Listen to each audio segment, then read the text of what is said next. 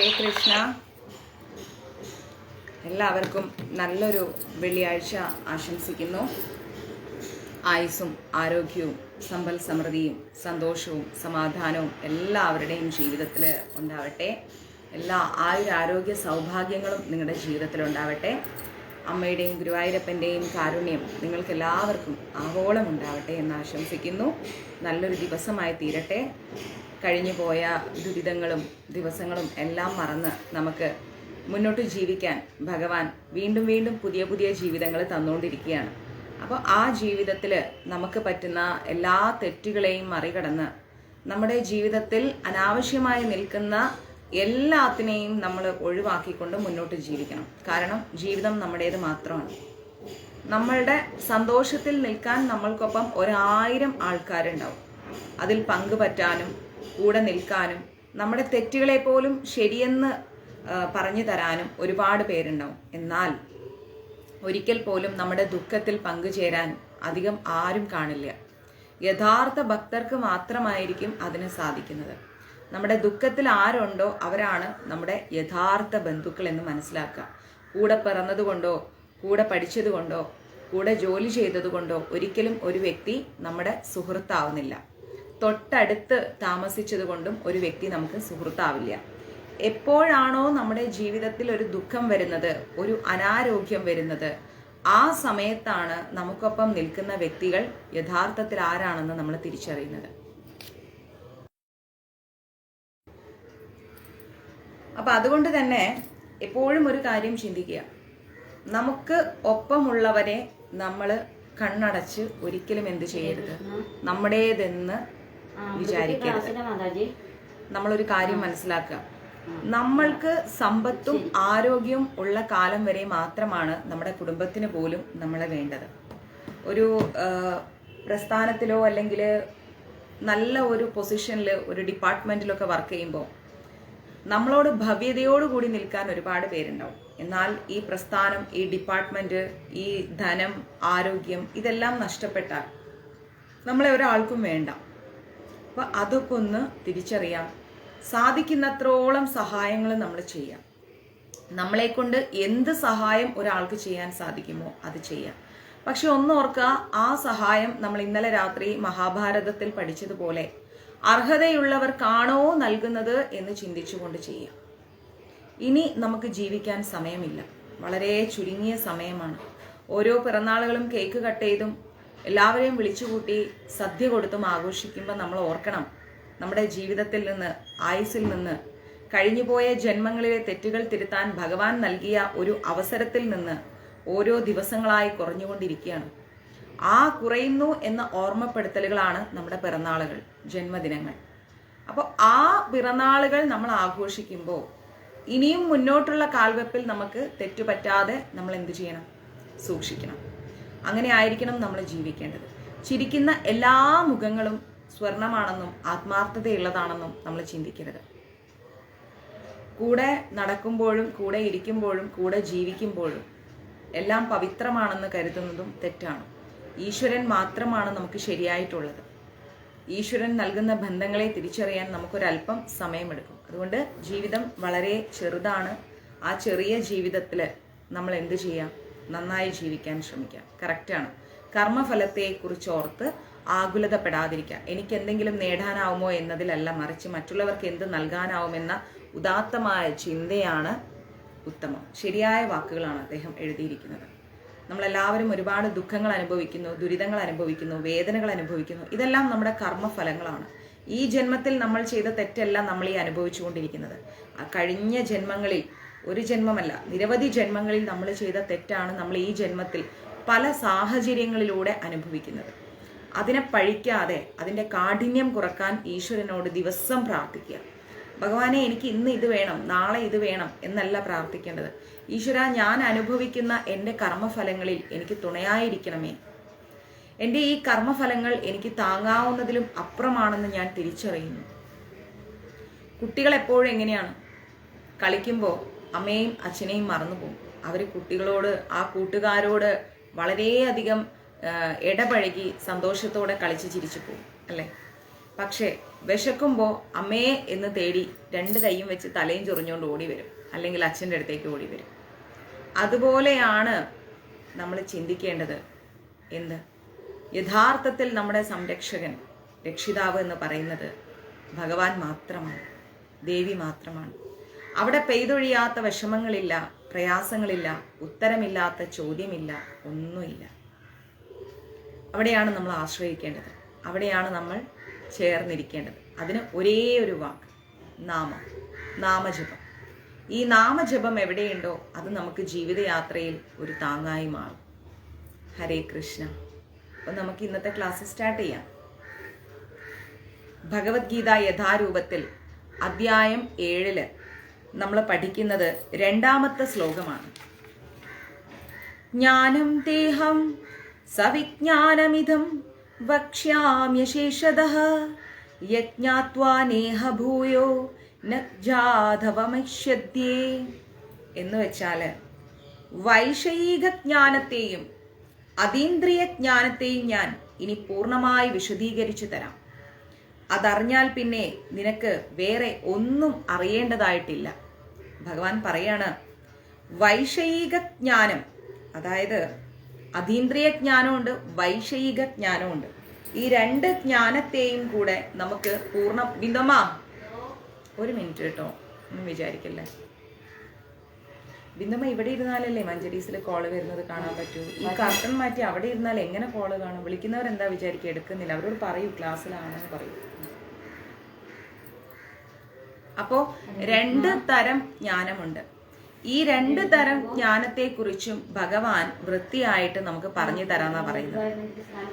അത് പറഞ്ഞ് മനസ്സിലാക്കി തന്നു കഴിഞ്ഞാൽ, നമ്മളത് ശരിയായ രീതിയിൽ മനസ്സിലാക്കി കഴിഞ്ഞാൽ പിന്നെ നമുക്ക് വേറെ ഒന്നും അറിയേണ്ടതായിട്ടില്ല എന്നാണ് ഭഗവാൻ പറയുന്നത്. 2 മണിക്കൂർ കഴിഞ്ഞിട്ട് വിളിക്കണം. 2 മണിക്കൂർ കഴിഞ്ഞ് വിളിക്കുന്നു. അതിന്റെ ഭാവാർത്ഥം എന്നാല് ഭൗതിക പ്രപഞ്ചത്തെയും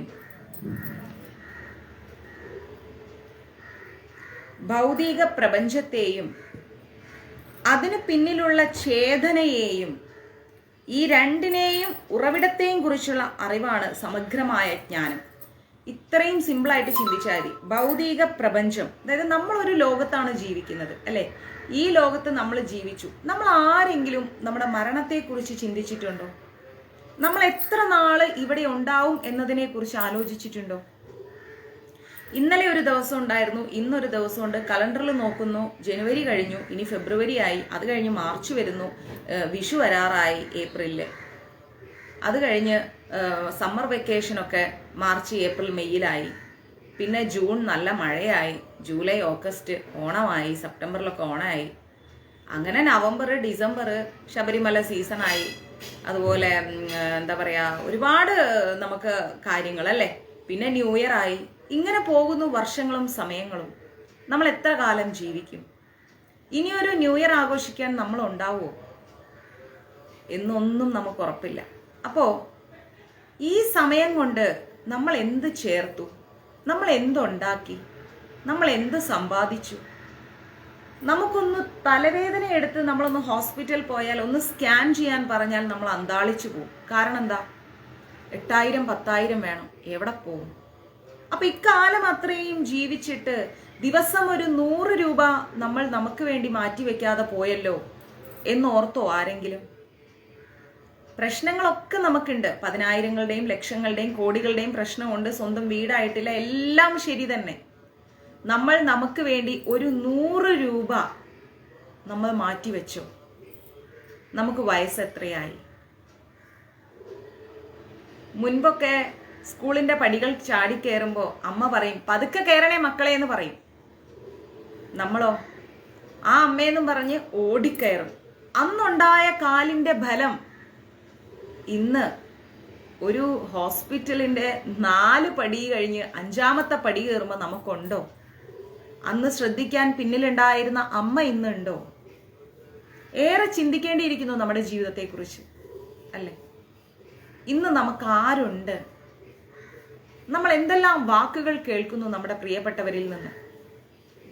നമ്മൾ വളർത്തിക്കൊണ്ടുവരുന്ന മക്കള് ഒരു കാലത്ത് നമ്മുടെ കൈപ്പിടിയിൽ ഒതുങ്ങുമായിരുന്നു. ഇന്ന് കൈപ്പിടിയിൽ ഒതുങ്ങുന്നില്ല. ഒരു മിനിറ്റ് കേട്ടോ ബിന്ദു അമ്മ, എന്തോ ഒരു കഷ്ടം നോക്ക്. ഒന്നും വിചാരിക്കല്ലേ. ഞാൻ എന്താ പറയണത് ബിന്ദുമ്മയോട്? എന്താ പറയണത് അനുസരിക്കാത്തത്? ചോറ് വെച്ചേക്കും. അത് ഞാൻ നോക്കിക്കോളാം. ചോറും കറിയൊക്കെ എന്റെ ഉത്തരവാദിത്തമാണ്. ബിന്ദുമ്മ ചെയ്യണ്ട. നിങ്ങൾ ഇവിടെ ഇരുന്നാ മതി. മഞ്ജരീസിന്റെ ഫോൺ എടുത്താ മതി. ഈ ക്ലാസിന്റെ ഇടയ്ക്ക് ഇങ്ങനെ കളിക്കല്ലേ ബിന്ദുമ്മേ. ഒരാള് കൂടെ ഇല്ലാത്തത് വലിയ ബുദ്ധിമുട്ടാ. ശരിക്കും പറയാലോ, ഭയങ്കര ബുദ്ധിമുട്ടാ. ഒരു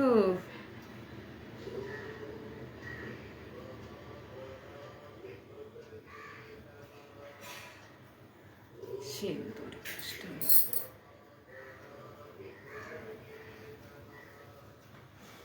ഞാൻ ക്ലാസ് സ്റ്റോപ്പ് ചെയ്തോട്ടെ എന്നാല്? എത്ര നേരം കൊണ്ടാ ഞാൻ ബിന്ദുമ്മയോട് പറയണത്, ക്ലാസ് എടുക്കുമ്പോ നിങ്ങൾ അവിടെയും ഇവിടെയും പോകല്ലേ, ഇവിടെ മലയാളം അറിയുന്ന ആരും ഇല്ല. അല്ലെങ്കിൽ ഞാൻ നിങ്ങളോട് എടുക്കാൻ പറയില്ല ബിന്ദുമ്മേ. വിളിക്കുന്നവരെന്താ വിചാരിക്കുക? തീരെ ഫോൺ എടുക്കുന്നില്ല എന്ന് വിചാരിക്കും. അവരെ ഇറിറ്റേറ്റ് ചെയ്യാതെ മൊബൈൽ എടുത്തിട്ട് പറയാം അവരോട്, ഞാൻ ക്ലാസ് എടുക്കുകയാണെന്ന് മാത്രം പറഞ്ഞാൽ മതി, ബാക്കി ഞാൻ പിന്നെ സംസാരിച്ചോളാം വിളിച്ചിട്ട്.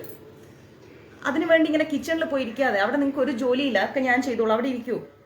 ചുമ്മാ വെള്ളവും സോപ്പ് എടുത്തുകൊണ്ട് കളിക്കാൻ വേണ്ടി അവിടെ ഇരുന്നാൽ മതി, അവിടെ നിന്ന് അനങ്ങണ്ട. ഇങ്ങനെയാണെങ്കിൽ ഞാൻ ബിന്ദുമ്മേനെ കൊണ്ടേ ആക്കിയിട്ട് ഞാൻ വേറൊരാളെ നോക്കി തപ്പിപ്പിടിച്ച് ഇവിടെ നിർത്തും. എനിക്ക് ഇത്രയും ബുദ്ധിമുട്ടും ടെൻഷനും തരരുത്. മൈൻഡ് അപ്സെറ്റ് ആക്കാതെ ക്ലാസ് എടുക്കുമ്പോ.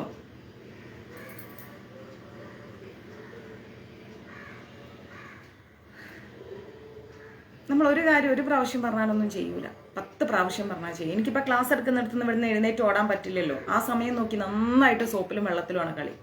പറയല് ഞാൻ ചോറുണ്ടാക്കുന്നു, കറി ഉണ്ടാക്കുന്നതാണ്, അതൊന്നും അറിയൂല. അപ്പം അതൊക്കെ വിടും. നമ്മൾ ഈ ഭൂമിയിൽ ജീവിച്ചിരിക്കുന്ന കാലങ്ങൾ അത്രയും നമ്മൾ മനസ്സിലാക്കേണ്ടത്, നമ്മൾ ആർക്കൊക്കെയോ വേണ്ടി ജീവിച്ചു, എന്തിനൊക്കെയോ വേണ്ടി ജീവിച്ചു, എത്രയ്ക്കോ സമയം നമ്മൾ കളഞ്ഞു ഇല്ലേ? അപ്പോൾ ഇതെല്ലാത്തിനെയും മാറ്റിമറിച്ചിട്ട് നമ്മൾ ഇനിയെങ്കിലും നമ്മളിലേക്കൊന്ന് ചിന്തിക്കുക. നമ്മൾ ഒരുപാട് എന്താ പറയുക, പിശുക്കി അല്ല, എനിക്ക് സത്യത്തിൽ എൻ്റെ കൂടെ നിൽക്കാൻ പറ്റിയ ഒരാൾ വേണം. ഞാനൊന്നും ഉണ്ടായിട്ട് പറയല്ല, കാരണം എനിക്ക് ബിന്ദുമ്മയെ വെച്ചിട്ട് സസ്റ്റെയിൻ ചെയ്യാൻ പറ്റുന്നില്ല. യാത്രകളിലും പറ്റുന്നില്ല. അതുപോലെ എന്താ പറയുക, വീട്ടിലെ കാര്യങ്ങൾ എനിക്കൊന്നും വേണ്ട. കുക്കിംഗ് ഒക്കെ ഞാൻ ചെയ്തോളും. എനിക്ക് കുക്കിംഗ് ഒന്നും പ്രശ്നമില്ല. ഇവിടെ പാത്രം കഴുകാനും ക്ലീൻ ചെയ്യാനൊക്കെ നമുക്ക് ആൾക്കാരെ കിട്ടും. എനിക്ക് മഞ്ജരീസിൻ്റെ കോൾസ് അറ്റൻഡ് ചെയ്യുക, അതുപോലെ മെസ്സേജുകൾ നോക്കാൻ ഹെൽപ്പ് ചെയ്യുക, ഇതിനൊക്കെ വേണ്ടിയിട്ട് അത്യാവശ്യമായിട്ട് ഒരാൾ വേണം. അത് ഞാനിങ്ങനെ തേടിക്കൊണ്ടിരിക്കുകയാണ്, പെർമനൻ്റ് ആയിട്ട് എൻ്റെ കൂടെ നിൽക്കാൻ വേണ്ടിയിട്ട്. അല്ലാതെ ബിന്ദുമ്മയെ വെച്ചുകൊണ്ട് ഇത് നടക്കൂല. ഞാൻ ഇന്നിപ്പം നേരം വെളുത്തിട്ട് 3ാമത്തെ പ്രാവശ്യമാണ് പറയുന്നത്, പൂജ ചെയ്യുമ്പോൾ ഡിസ്റ്റർബ് ചെയ്യല്ലേ, ജപിക്കുമ്പോൾ ഡിസ്റ്റർബ് ചെയ്യല്ലേ, അനാവശ്യമായിട്ട്. ഇന്നലെ രാത്രി ഞാൻ ഉറങ്ങുന്ന സമയത്ത് എൻ്റെ ഭഗവാന്റെ വിളക്കെടുത്തുകൊണ്ട് വരുന്നു, തിരി താഴ്ന്നു പോയി എന്നിട്ട് അത് അണച്ചു. അപ്പോൾ ഒരു സമയം കഴിഞ്ഞാൽ പിന്നെ നമുക്ക് വിളക്ക് കത്തിക്കാനും പിടിക്കാനും ഒക്കെ ബുദ്ധിമുട്ട്. ഇങ്ങനെയുള്ള ഇറിറ്റേഷൻസ് ചെയ്യുമ്പോൾ അല്ലെങ്കിൽ നമ്മൾ അപ്സെറ്റ് ആയിപ്പോവും. പിന്നെ നമ്മളത് റിലാക്സ് ആയിക്കൊണ്ടിരിക്കണം. അപ്പം നല്ലൊരാളെ എനിക്ക് കൂടെ നിർത്താൻ അത്യാവശ്യമായിട്ട് കിട്ടണം. അവർക്കൊരു ജോലിയില്ല, മഞ്ജരീസിൽ എന്നെ ഹെൽപ്പ് ചെയ്താൽ മാത്രം മതി, മറ്റൊന്നും വേണ്ട. എന്നിട്ട് ബിന്ദുമ്മയെ ഒന്ന് സെറ്റിൽ ചെയ്യണം, അല്ലാതെ മുന്നോട്ട് പോവില്ല. കാരണം വിളിക്കുന്ന ആൾക്കാർ പലരും നമ്മുടെ ലൈവ് കാണുന്നവരായിരിക്കില്ല.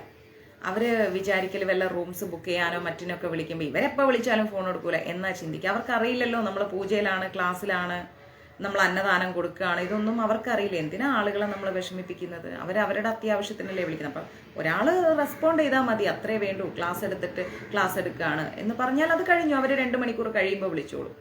ഇതല്ല ചെയ്യുക. ഇതിങ്ങനെ നമ്മളെ വിളിപ്പിച്ചുകൊണ്ടേയിരിക്കും. അപ്പം അത് 1, 2, 3, 4 പ്രാവശ്യമൊക്കെ നമുക്ക് ഓക്കെ. ദിവസം തോറും ഇത് തന്നെയാണ് നമുക്ക് ബുദ്ധിമുട്ടല്ലേ.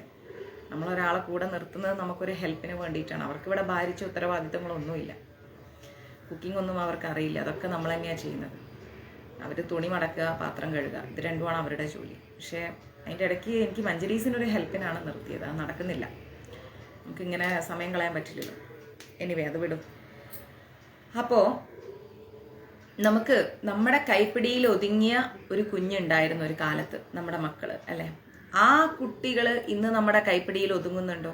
ഒരു തരത്തിലും ഒതുങ്ങുന്നില്ല. നമ്മുടെ കയ്യിൽ ഇങ്ങനെ പിടിച്ചാലും ഒതുങ്ങില്ല, നമ്മൾ പറയുന്ന വാക്കിലും നിൽക്കില്ല. അപ്പോൾ ആ അവസ്ഥയിൽ നമ്മൾ എന്താ ചെയ്യേണ്ടത്?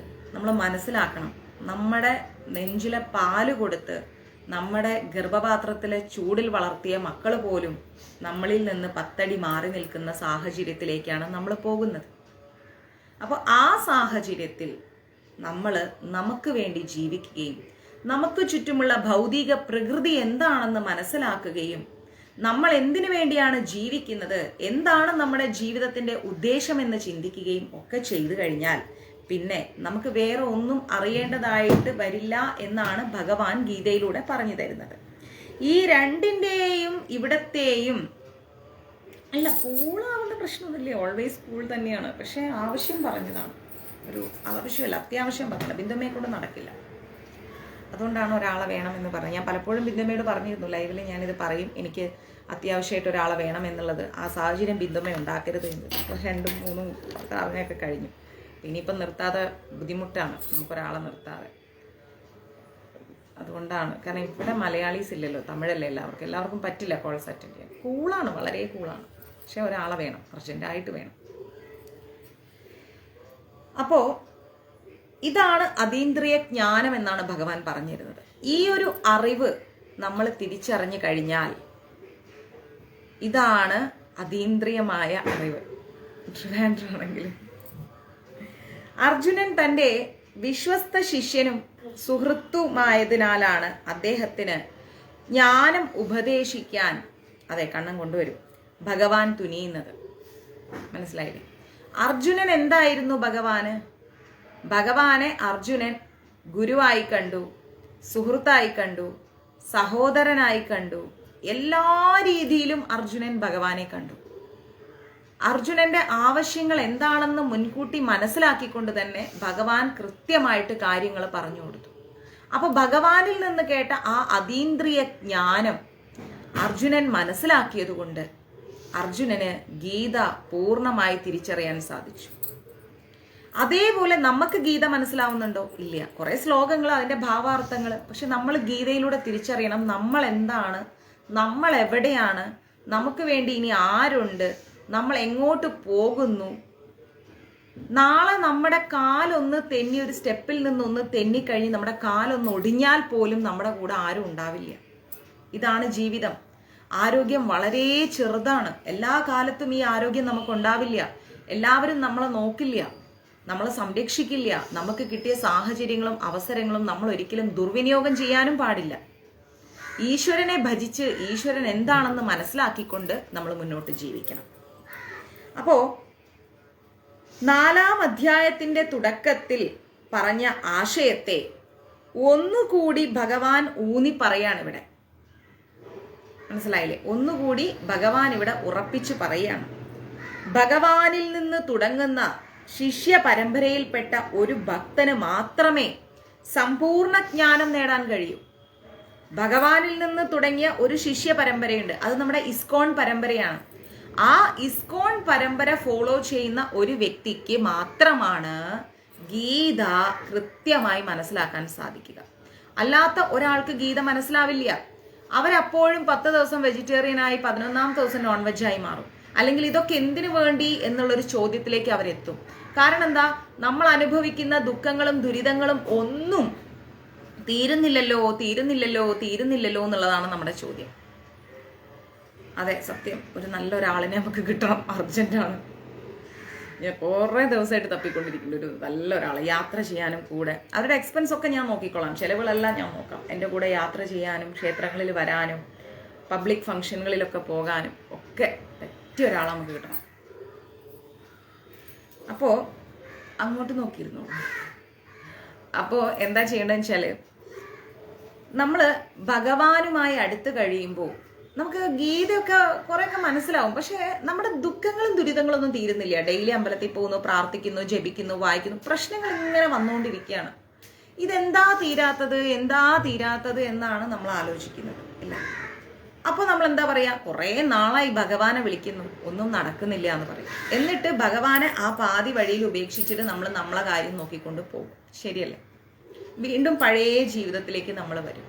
നോൺ വെജും അതും ഇതും അങ്ങനെ ഇങ്ങനെ, പൂജയില്ല, വഴിപാടില്ല, അമ്പലമില്ല, ജപമില്ല, വായനയില്ല. ആ അവസ്ഥയിലേക്ക് നമ്മൾ പോകും. അപ്പോൾ അങ്ങനെ ആവാതെ നമ്മൾ എന്താ ചെയ്യേണ്ടത്?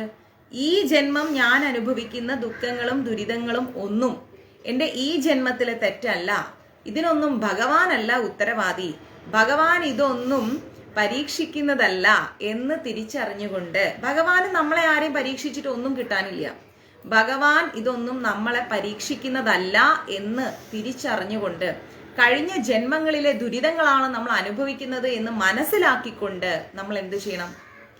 ഈ ജന്മത്തില് ഭഗവാനെ പൂർണ്ണമായി വിശ്വസിച്ച് അദ്ദേഹത്തിന്റെ തൃപ്പാധാര വിന്ദങ്ങളിൽ സമർപ്പണം ചെയ്തുകൊണ്ട് മുന്നോട്ട് പോകണം. അതെ, അതാണ് ജീവിതം. നമ്മളെ കഴിഞ്ഞ ജന്മങ്ങളിലെ പ്രയാസങ്ങളാണ് നമ്മൾ ഈ അനുഭവിക്കുന്നത്. അവിടെ ഭഗവാൻ പരീക്ഷിക്കുന്നില്ല. ഭഗവാൻ എന്ത് കാര്യം നമ്മളെ പരീക്ഷിക്കാൻ? നമ്മൾ ഓരോ വ്യക്തികളോടും അദ്ദേഹത്തിന് എന്ത് വിരോധം, എന്ത് വിദ്വേഷം? നമ്മള്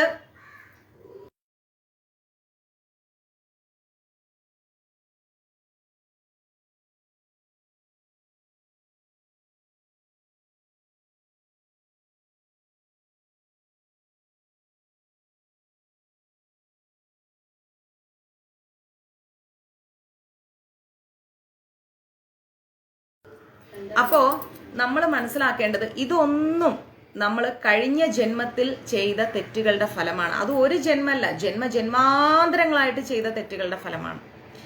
ഈ ജന്മത്ത് നമ്മൾ അനുഭവിക്കുന്ന ഈ ദുരിതങ്ങൾക്ക് ഉത്തരവാദി ഭഗവാനല്ല എന്നും നമ്മൾ തന്നെയാണ് നമ്മുടെ ഉത്തരവാദി എന്നുള്ളതും നമ്മൾ തിരിച്ചറിയാം. മനസ്സിലായില്ലേ? അങ്ങനെ ഒരു തിരിച്ചറിവ് നമുക്ക് ഉണ്ടായി കഴിഞ്ഞാൽ പിന്നെ ഒരിക്കലും നമുക്ക് ഈശ്വരനെ വിട്ടു പോകാൻ തോന്നില്ല. ഒരിക്കലും ഈശ്വരനെ വിട്ടിട്ട് പോകാൻ തോന്നില്ല നമുക്ക്. അപ്പോ നമ്മൾ മനസ്സിലാക്കുക, ഈശ്വരൻ നമ്മളെ പരീക്ഷിക്കുന്നില്ല. ഒരിക്കലും ഈശ്വരൻ നമ്മളെ പരീക്ഷിക്കുന്നില്ല. നമ്മളെന്താണ് ഈശ്വരൻ ചെയ്യുന്നത്? സംരക്ഷിക്കുകയാണ് ചെയ്യുന്നത്. ഗുരുവായൂരപ്പൻ സംരക്ഷിക്കുകയാണ് ചെയ്യുന്നത്. അത്യാപത്തുകളിൽ പെടുത്താതെ, കൊലപാതകങ്ങൾ പോലുള്ള വലിയ വലിയ പ്രശ്നങ്ങളിൽ നമ്മളോ നമ്മുടെ പ്രിയപ്പെട്ടവരോ ചെന്ന് പെടാതെ നമുക്കൊരു സമാധാനം ഈശ്വരൻ തരുന്നുണ്ട്.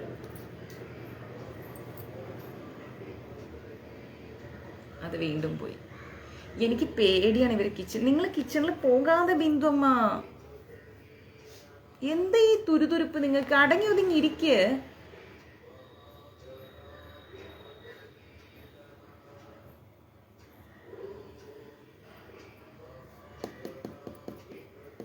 എന്താ ഞാൻ ചെയ്യണ്ടേ? പറയൂ. ഞാൻ ചോറ് ഓഫ് ചെയ്യാൻ പോയതാണ്. കഞ്ഞി വെന്ത് കൊണ്ടല്ലോ പോയതാണ്. ഗ്യാസിന്റെ മേളിൽ പോയി കളിക്കല്ലേ. ഗ്യാസ് കഴിഞ്ഞ ദിവസം തന്നെ ലീക്കാക്കിയത് അറിയില്ല. എത്ര വട്ടം ഇവിടെ കെടാവിളക്ക് കത്തിക്കൊണ്ടിരിക്കുന്നു. എനിക്ക് ടെൻഷൻ തരല്ലേ. എല്ലാ ഇലക്ട്രിക് സാധനങ്ങളും വൈഫൈ അടക്കം വർക്ക് ചെയ്യുന്നു. ഇരിക്കാൻ പറഞ്ഞ ഒരിടത്ത് ഇരിക്കുക. എന്താ ഇങ്ങനെ?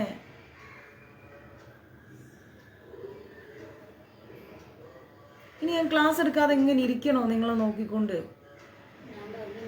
അവിടെ അടങ്ങി ഒതുങ്ങി ഇരിക്കുക. എഴുന്നേറ്റ് ഓടല്ലേ. എനിക്ക് ഇവിടുന്ന് ഓടി വന്ന് കിച്ചണിൽ എന്താ നിങ്ങൾ ചെയ്യണേ നോക്കാൻ പറ്റുന്നില്ല. ഹരേ കൃഷ്ണ.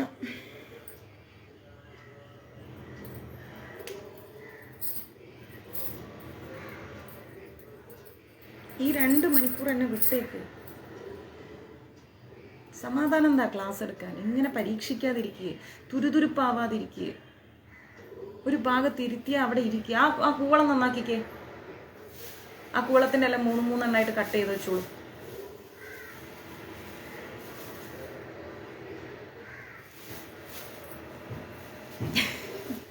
ഇത് സ്ഥിരം ഉള്ളതാന്നേ. എന്ത് ചെയ്യാൻ പറ്റും? എത്രയും പെട്ടെന്ന് ഒരാളെ കിട്ടാതെ രക്ഷയില്ല.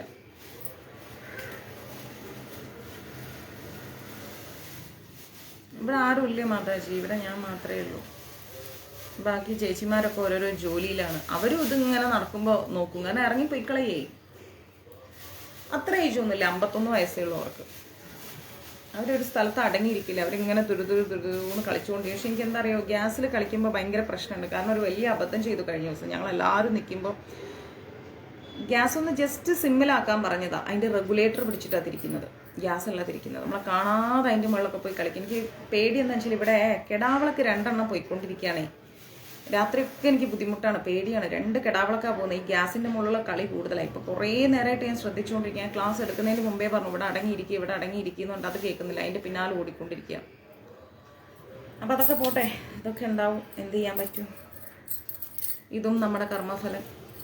ഏതോ ജന്മത്തിൽ നോക്കാതെ വിട്ടതുകൊണ്ട് ഈ ജന്മത്തിൽ നോക്കേണ്ടി വരുന്നു, അത്രയേ ഉള്ളൂ. അപ്പോൾ ഭഗവാനിൽ നിന്ന് വരുന്ന എന്താ പറയുക, അമ്മയ്ക്ക് ഇഷ്ടമുള്ള ചെയ്യാൻ വിട്ട ഗ്യാസിൻ്റെ മുകളിലെ കളി, അത് വലിയ പ്രശ്നമാണ്. അത് ഞാൻ എൻ്റെ മേലോട്ട് പോട്ടി വരും. അത് വെന്ത് മരിച്ചിട്ടൊക്കെ പോകേണ്ട വല്ല കാര്യമുണ്ടോ? ഞാൻ പോയാലും കുഴപ്പമില്ല. ഇവിടെ 11 കുടുംബം താമസിക്കുന്നുണ്ട്, 11 കുടുംബം പൊട്ടിത്തെറിക്കും. അപ്പോൾ ഭഗവാനിൽ നിന്ന് വരുന്ന ശിഷ്യ പരമ്പരയിലൂടെ നമ്മൾ എന്ത് ചെയ്യണം? ഭഗവാനെ മനസ്സിലാക്കാൻ ശ്രമിക്കണം. അതല്ല എങ്കിൽ നമുക്ക് ഒരുപാട് പ്രയാസങ്ങൾ നമ്മൾ അനുഭവിക്കേണ്ടി വരും. ഗീത എന്താണെന്ന് നമുക്ക് മനസ്സിലാക്കാതെ പോയി പോവും. അങ്ങനെ അങ്ങനെ അങ്ങനെ അങ്ങനെ അങ്ങനെ കുറേ കർമ്മഫലങ്ങൾ നമ്മളെ തേടി എത്തിക്കൊണ്ടേയിരിക്കും. അപ്പം ഇങ്ങനെയുള്ള കർമ്മഫലങ്ങളൊന്നും നമുക്ക് വേണ്ട, മനസ്സിലായില്ലേ? നമ്മൾ അനുഭവിച്ചതോ അനുഭവിച്ചു, ഇനി നമുക്ക് മുന്നോട്ട് നന്നായി പോകണം. ഇതാണ് സമ്പൂർണമായിരിക്കുന്ന ജ്ഞാനം എന്ന് ഭഗവാൻ പറയുന്നത്. ഓക്കെ, സമ്പൂർണമായിരിക്കുന്ന ജ്ഞാനം എന്ന് പറയുന്നത് ഇതാണ്. ഓക്കെ, എല്ലാത്തരം അറിവിൻ്റെയും ഉറവിടവും, അതായത് എല്ലാ അറിവിൻ്റെയും തുടക്കവും, സർവ്വതിനും കാരണഭൂതനും വിവിധ യോഗാനുഷ്ഠാനങ്ങളുടെ ഏക ലക്ഷ്യവും എന്തെന്നറിയാൻ തക്ക ബുദ്ധിശക്തിയെങ്കിലും ഒരാൾക്കുണ്ടാകണം. എന്താണ്? എല്ലാ തരം അറിവ്, എല്ലാ അറിവിൻ്റെയും ഉറവിടമാണ് ആര്? ഭഗവാനാണ്. മനസ്സിലായില്ലേ? എല്ലാ അറിവിൻ്റെയും ഉറവിടം എന്ന് പറയുന്നത് ഭഗവാനാണ്. സർവ്വതിനും കാരണഭൂതനും വിവിധ യോഗാനുഷ്ഠാനങ്ങളുടെ ഏക ലക്ഷ്യവും എന്തെന്നറിയാൻ അത്രയ്ക്കുള്ള ഒരു ബുദ്ധിയെങ്കിലും ഒരു വ്യക്തിക്ക് ഉണ്ടാവണം. എല്ലാത്തിൻ്റെയും ഉറവിടം ഭഗവാനാണ്. എല്ലാ യോഗാനുഷ്ഠാനങ്ങളും ഭഗവാനിലാണ്. എല്ലാ ലക്ഷ്യങ്ങളും ഭഗവാനിലാണ്. എല്ലാം ഭഗവാനിലാണ്. ഇവിടെ കിച്ചണ് ലോക്കല്ല മാതാജി, അതുണ്ടെങ്കിൽ ഞാൻ എപ്പോഴേ കൂട്ടിയിട്ടുണ്ടാവും. അപ്പോൾ ഇതിൻ്റെ എല്ലാത്തിൻ്റെയും സ്രോതസ് എന്ന് പറയുന്നത് ഭഗവാനാണ്. അതാണ് നമ്മൾ ഒരു വ്യക്തി അത്രയെങ്കിലും നമ്മൾ തിരിച്ചറിയണം, ഇതെല്ലാം ഭഗവാനിൽ നിന്നാണ് വരുന്നത് എന്ന്. സർവകാരണങ്ങൾക്കും കാരണം എന്തെന്നറിഞ്ഞാൽ അറിയേണ്ടതെല്ലാം അറിഞ്ഞു കഴിഞ്ഞു. സർവ്വതും ഭഗവാനിലാണ് എന്ന് മനസ്സിലാക്കി കഴിഞ്ഞാൽ നമ്മൾ മനസ്സിലാവേണ്ടതെല്ലാം മനസ്സിലായി കഴിഞ്ഞു. പിന്നെ നമ്മൾ അതേക്കുറിച്ച് ആലോചിച്ച് വിഷമിക്കേണ്ട കാര്യമില്ല. എന്തുകൊണ്ടാണ് ഞാനിങ്ങനെ ഈ ചിന്ത നമുക്ക് വരൂല. പിന്നെ അറിയാൻ ഒന്നും ബാക്കിയില്ല എന്നാണ് ഭഗവാൻ പറയുന്നത്. എല്ലാം അറിഞ്ഞു കഴിഞ്ഞു. വേദങ്ങളിൽ മുണ്ഡകോപനിഷത്ത് ഇത് കൃത്യമായി പറയുന്നുണ്ട്. ഇതാണ് യഥാർത്ഥ അതീന്ദ്രിയ ജ്ഞാനം എന്ന്. വളരെ സിമ്പിളാണ്. 2ാമത്തെ ശ്ലോകം, സർവ്വതും ഭഗവാൻ തന്നെ, സർവ്വതും ഭഗവാനിൽ നിന്ന് തന്നെ, സർവ്വതും ഭഗവാനിലേക്ക് തന്നെ. ഇത്രയും ഉള്ളൂ. ഇത് ഡീപ്പായിട്ടൊന്ന് മനസ്സിലാക്കിയാൽ മതി. ഞാൻ അമ്മയുടെ ഗർഭപാത്രത്തിൽ നിന്ന് വന്നു, മനസ്സിലായില്ലേ? ഞാൻ അമ്മയുടെ ഗർഭപാത്രത്തിൽ നിന്ന്, അതിനു മുൻപ് ഞാൻ എവിടെയായിരുന്നു? ഒരു ബീജത്തിലായിരുന്നു. ആ ബീജത്തിലേക്ക് ഞാൻ എവിടെ നിന്ന് വന്നു? ആ ബീജത്തിൽ നിന്ന് ഞാൻ വരുമ്പോൾ ഞാൻ എവിടെ നിന്ന് വന്നു? ഇത്രയും ചിന്തിച്ചാൽ മതി. ഇനി നമ്മൾ മരിച്ചു കഴിഞ്ഞാൽ എവിടേക്കാണ് പോകുന്നത്? ഇത്രയും ആലോചിച്ചാൽ മതി. അതിൻ്റെ അപ്പുറത്തേക്കൊന്നും ആലോചിക്കണ്ട. അപ്പൊ ഞാൻ ഏതോ ഒരു സ്ഥലത്ത് നിന്ന് വന്നു, ഞാൻ ഏതോ ഒരു സ്ഥലത്തേക്ക് പോകുന്നു. ഈ ടെമ്പററി ടൈമാണ് എനിക്കിവിടെ ഉള്ളത്. ഇത്രയും ആലോചിച്ചു കഴിഞ്ഞാൽ നമുക്ക് ഭഗവാനെ പൂർണ്ണമായി അറിയാൻ സാധിക്കും. ക്ലിയർ? ഇനി 3ാമത്തെ ശ്ലോകം, മനുഷ്യാണാം സഹസ്രേഷു കശ്ചിത് യയതി സിദ്ധയേ യദത്താമാഭി സിദ്ധാനാം കശ്ചിന്മാവേത്തി തത്വതഃ. ആയിരക്കണക്കിന് ആളുകളിൽ ചിലപ്പോൾ ഒരാൾ പൂർണ്ണത നേടാൻ ഉദ്യമിച്ചേക്കാം. ആയിരക്കണക്കിന് ആൾക്കാരുണ്ടാവും, അവരിൽ ഒരാളെങ്കിലും ഭഗവാനെ പൂർണ്ണമായി അറിയാൻ ശ്രമിക്കും, ഇല്ലേ? അങ്ങനെ പൂർണ്ണത നേടിയവരിലും ഒന്നിലേറെ പേർ എന്നെ തികച്ചും അറിയുന്നില്ല. അങ്ങനെ 1000 ആളുകളെ എടുത്താൽ അതിൽ ഒരാൾ ഭഗവാൻ അറിയാൻ ശ്രമിക്കും. വീണ്ടും 1000 ആൾക്കാരെടുത്താൽ അതിൽ ഒരാൾ അറിയാൻ ശ്രമിക്കും. വീണ്ടും 1000 ആൾക്കാരെടുത്താൽ അതിൽ ഒരാൾ അറിയാൻ ശ്രമിക്കും. അങ്ങനെ അങ്ങനെ അങ്ങനെ അങ്ങനെ അങ്ങനെ ലക്ഷക്കണക്കിന് കോടിക്കണക്കിന് ആളുകളിൽ നിന്ന് ഒരു 100 പേര് ഭഗവാനെ അറിയാൻ ശ്രമിച്ചവരുണ്ടെങ്കിൽ ആ 100 പേരിലും എന്താ പറയുന്നത്? ഒന്നിലേറെ പേർ, മേ ബി ഒരാള്. അപ്പൊ ഒന്നിലേറെ പേരില് ഒരാള് പോലും ഈശ്വരനെ ചിലപ്പോൾ അറിയില്ല. ചിലപ്പോൾ ഭാഗ്യത്തിന് ഒരാളായിരിക്കും അറിയുക. അങ്ങനെ എത്ര കോടി ജനങ്ങൾ ശ്രമിച്ചാലും ഒന്നോ രണ്ടോ ആൾക്കാർക്കാണ് ഭഗവാനെ പൂർണ്ണമായി അറിയാൻ സാധിക്കുക. ഇപ്പൊ ശ്രീല പ്രഭുപാജി മനസ്സിലാക്കിയ പോലെ നമുക്ക് മനസ്സിലാക്കാൻ സാധിച്ചോ? ഇല്ല. അദ്ദേഹം എന്തെല്ലാം പ്രതിസന്ധികൾ തരണം ചെയ്തിട്ടാ പോയത്. അതിന്റെ 1% പ്രതിസന്ധി നമുക്ക് തരണം ചെയ്യാൻ പറ്റൂല. നമ്മൾ തളർന്നു പോകും. നമുക്ക് പരാതികളായി, പ്രശ്നങ്ങളായി. അതാണ് നമ്മളും സാധാരണക്കാരായ നമ്മളും ഭഗവാനെ അറിയാൻ ശ്രമിക്കുന്നവരും തമ്മിലുള്ള വ്യത്യാസം എന്ന് പറയുന്നത്. മനുഷ്യർ പല വിധത്തിലുള്ളവരാണ്. ഒരുപാട് വ്യത്യസ്തമായ രീതിയിലാണ് മനുഷ്യരുള്ളത്. അനേകായിരത്തിൽ ഒരുവന് മാത്രമാണ് പരമസത്യം എന്തെന്നും ശരീരം എന്നാൽ എന്ത്, ആത്മാവെന്ത് എന്നൊക്കെ അറിയാൻ യജ്ഞിക്കത്തക്കവണ്ണം അതീന്ദ്രിയ സാക്ഷാത്കാരത്തിൽ താല്പര്യം ഉണ്ടാവും. കോടാനുകോടി ജനങ്ങളിൽ വളരെ കുറച്ച് ആൾക്കാർക്കായിരിക്കും നമ്മുടെ ശരീരം എന്താണ്, ഇത് നാളെ കത്തിച്ച് കളയാനുള്ളതല്ലേ, കഴിഞ്ഞ ജന്മത്തിൽ നമുക്കൊരു ശരീരം ഉണ്ടായിരുന്നല്ലോ, ആ ശരീരം ചിലപ്പോൾ എവിടെയെങ്കിലും കുഴിച്ചു മൂടിയിട്ടുണ്ടാവും.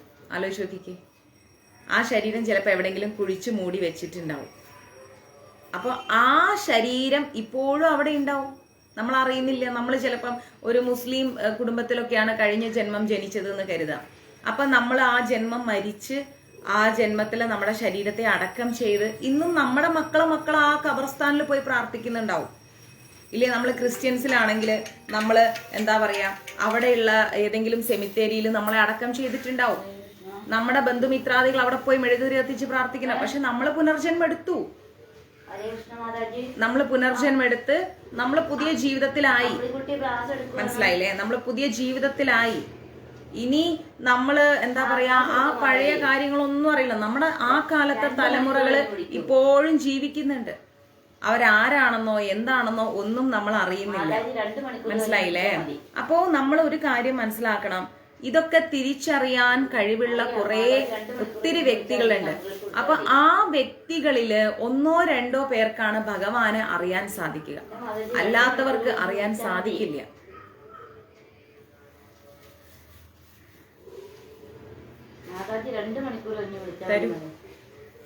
എന്താ പറയണ? എന്താ പറഞ്ഞോണ്ടിരിക്കുന്നത്? ഹലോ ഹലോ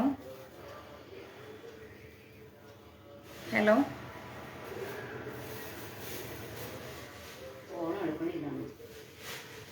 ഒരു മിനിറ്റ് കേട്ടോ.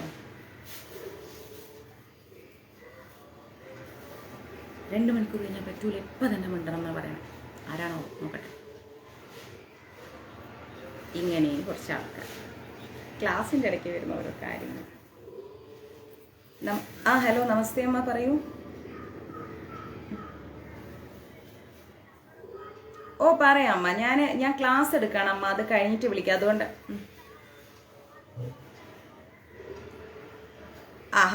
ഞാൻ അമ്മയെ വിളിക്കാം, കുറച്ച് കഴിഞ്ഞിട്ട് വിളിക്കാം. ഞാൻ ക്ലാസ് എടുക്കാണ്. ഓക്കെ ഞാനിപ്പം പറഞ്ഞുതരാൻ വേണ്ടി പറയാം. ബിന്ദു അമ്മയോട് ഒന്ന് ഹോൾഡ് ചെയ്യണേ അമ്മ. അമ്മ ഹോൾഡ് ചെയ്യും, ഞാനിപ്പോൾ പറഞ്ഞുതരാം കേട്ടോ. ക്ലാസ് എടുക്കുന്നതുകൊണ്ടാണ് ബിന്ദുമ്മ അങ്ങനെ പറഞ്ഞത്. അമ്മയൊന്ന് ഹോൾഡ് ചെയ്യൂ, ഇപ്പൊ ബിന്ദുമ്മ പറഞ്ഞുതരൂ കേട്ടോ. ഒന്ന് ഹോൾഡ് ചെയ്യണേ അമ്മ. ഓ ശരി, ഇത് പറഞ്ഞു കൊടുക്കൂ ബിന്ദുമ്മ അവർക്ക്. പുറത്ത് പോയിട്ട് പറഞ്ഞു കൊടുത്തിട്ട് വരൂ. ഹരേ കൃഷ്ണ. ഇപ്പൊ കിട്ടണം, ക്ലാസ് എടുക്കണമെന്നൊന്നും അറിയണ്ട, ഇപ്പൊ കിട്ടണം. അങ്ങനെ കുറച്ച് ആൾക്കാർ പോട്ടെ, പാവം എന്ത് ചെയ്യാൻ പറ്റും.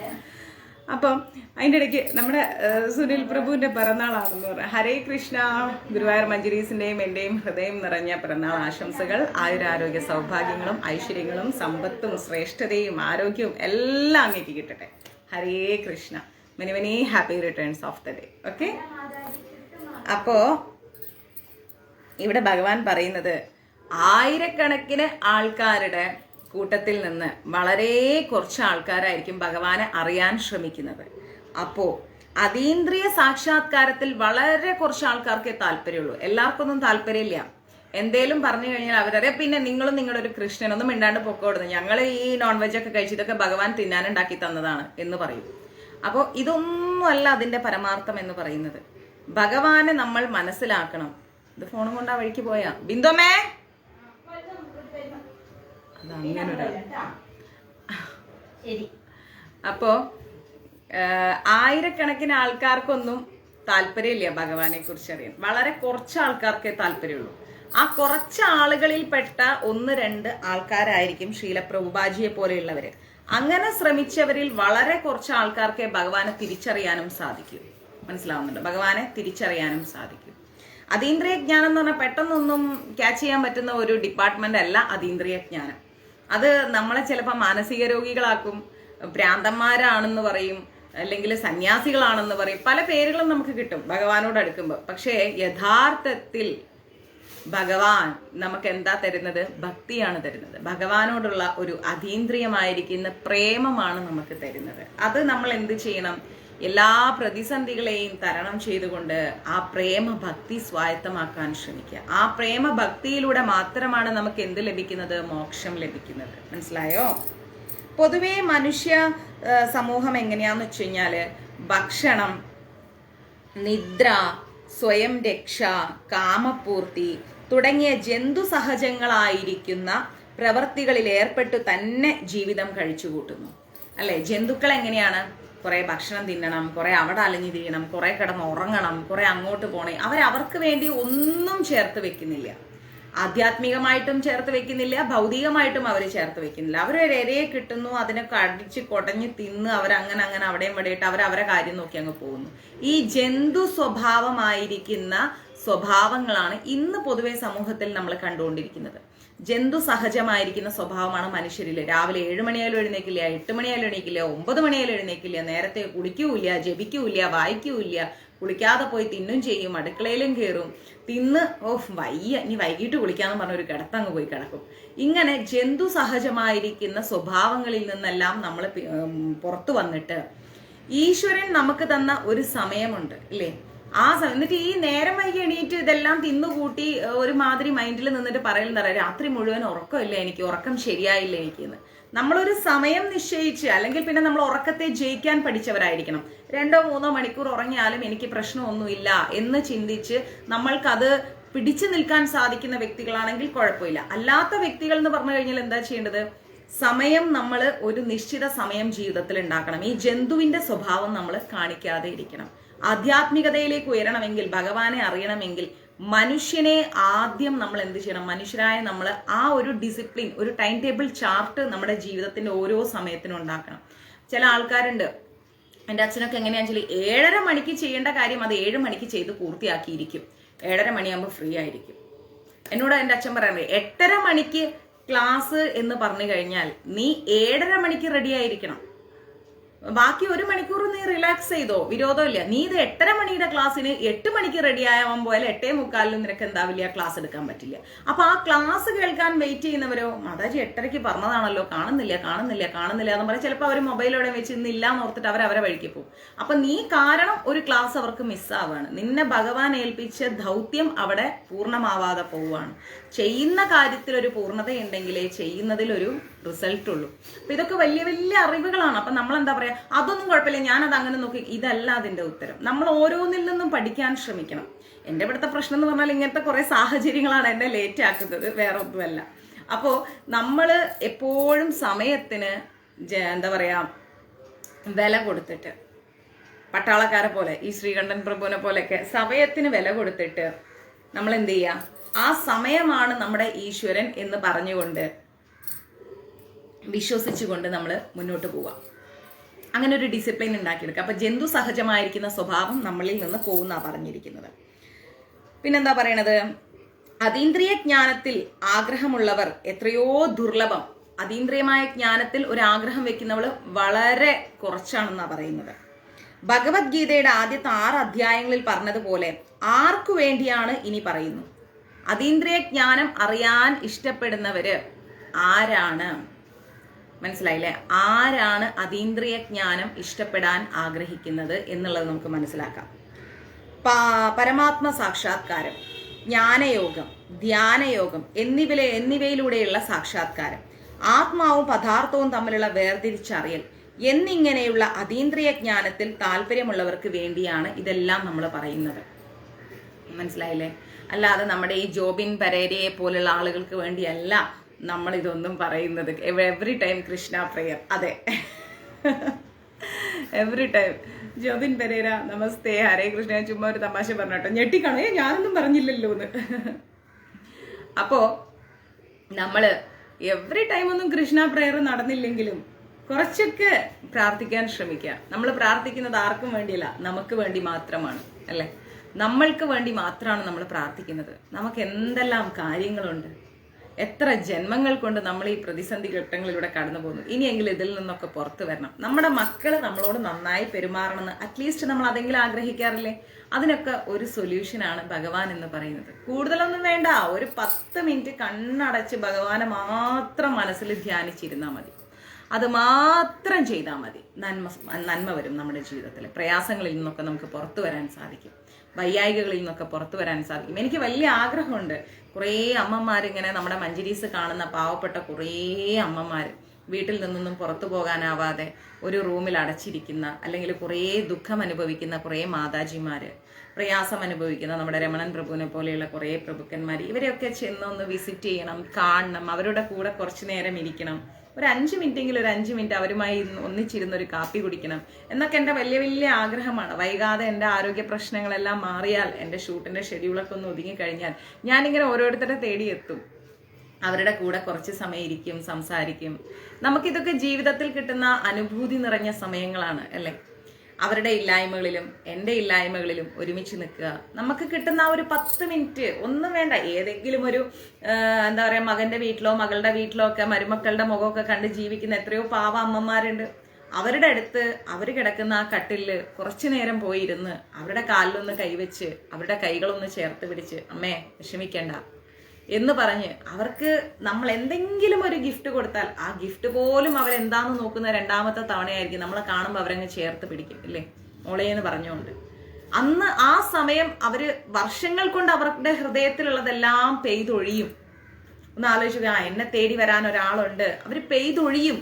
ആ അമ്മയെ ഒന്ന് ചേർത്ത് പിടിച്ച് ആ അമ്മയുടെ കൂടെ ഇരുന്ന് ഒരു നേരത്തെ ഭക്ഷണം കഴിക്കുമ്പോൾ അവരുടെ ഹൃദയത്തിൽ ഇനി ഒന്നും വേണ്ട, കൃഷ്ണ ഗുരുവായൂരപ്പ എന്ന് പറയുന്ന ഒരു നിമിഷമായിരിക്കും. കാരണം സ്നേഹത്തിനും സാമീപ്യത്തിനും ഒരുപാട് ഇമ്പോർട്ടൻസ് ഉണ്ട്.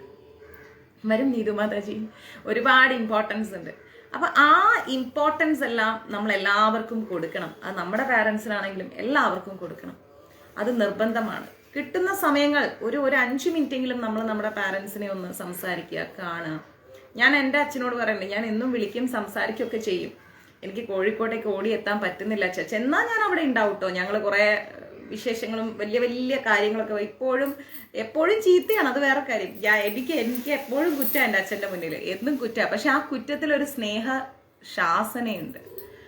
വരും കൊല്ലത്തോട്ട് വരും, സ്നേഹ ശാസനയുണ്ട്. ആ സ്നേഹ ശാസന എന്ന് പറയുന്നത് ഭയങ്കരമാണത്, അല്ലെ? നമ്മൾ ഇനിയും പൂർണ്ണമായില്ല എന്നുള്ള ഒരു തോന്നൽ അച്ഛൻ, അല്ലെ ഇനിയും ഒരുപാട് ആവാനുണ്ട് എന്നൊരു തോന്നൽ, അതാണ് അച്ഛനെ കൊണ്ടും അമ്മയെ കൊണ്ടും നമ്മളെ വഴക്ക് പറയിപ്പിക്കുന്ന ഘടകം. അല്ലാതെ നമ്മളെ ഇഷ്ടമല്ലാത്തത് കൊണ്ടോ നമ്മളെ അവഗണിക്കുന്നത് കൊണ്ടോ അല്ല. അപ്പൊ അതുകൊണ്ട് നമ്മുടെ അച്ഛനമ്മമാരെയും അതുപോലെയുള്ള വ്യക്തിത്വങ്ങളെയും നമ്മൾ സ്നേഹിക്കുക, ഒപ്പം ചെന്നിരിക്കുക, സംസാരിക്കുക. അതിനൊരാനന്ദമുണ്ട്. അവരുടെ കുഞ്ഞു കുഞ്ഞു കുഞ്ഞു കുഞ്ഞു വാശികൾക്ക് മുമ്പിൽ തലകുനിച്ചു കൊടുക്കുക, അത്രേ വേണ്ടൂ. അവരുടെ ഒരിക്കലും തീരാത്ത പരാതികൾ നിശബ്ദമായി കേട്ടുകൊണ്ടിരിക്കുക, അതിനെതിർത്ത് പറയാതിരിക്കുക. അവർ പറഞ്ഞോട്ടെ, അവര് പറയും. അവര് നമുക്ക് എന്താ പറയാ, അവരങ്ങനെയാണ്. ആ പരാതികൾ നമ്മൾ കേൾക്കുക, അതിനൊരു സുഖമുണ്ട്.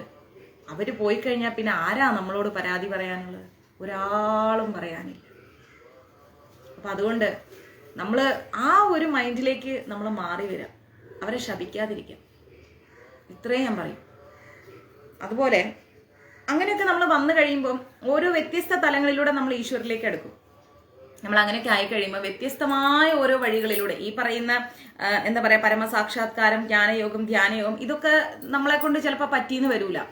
ഇത്രയൊന്നും അറിവും ഇതൊന്നും നമ്മളില്ലാത്ത, നമ്മളൊക്കെ വെറും സാധാരണക്കാരായ ആൾക്കാരാണ്, അല്ലേ? വലിയ വലിയ അറിവുള്ള ആളുകളൊന്നുമല്ല. ഞാനും നിങ്ങളും ആരും അത്രയും അറിവുള്ള വ്യക്തികളല്ല. ചിലപ്പോൾ എന്നേക്കാൾ അറിവുള്ള വ്യക്തികളായിരിക്കും ഈ ക്ലാസ് കാണുന്നത്, എനിക്ക് നല്ല ബോധ്യമുണ്ട്. എന്നേക്കാൾ കൂടുതൽ ജപിച്ച വ്യക്തികളാവാം.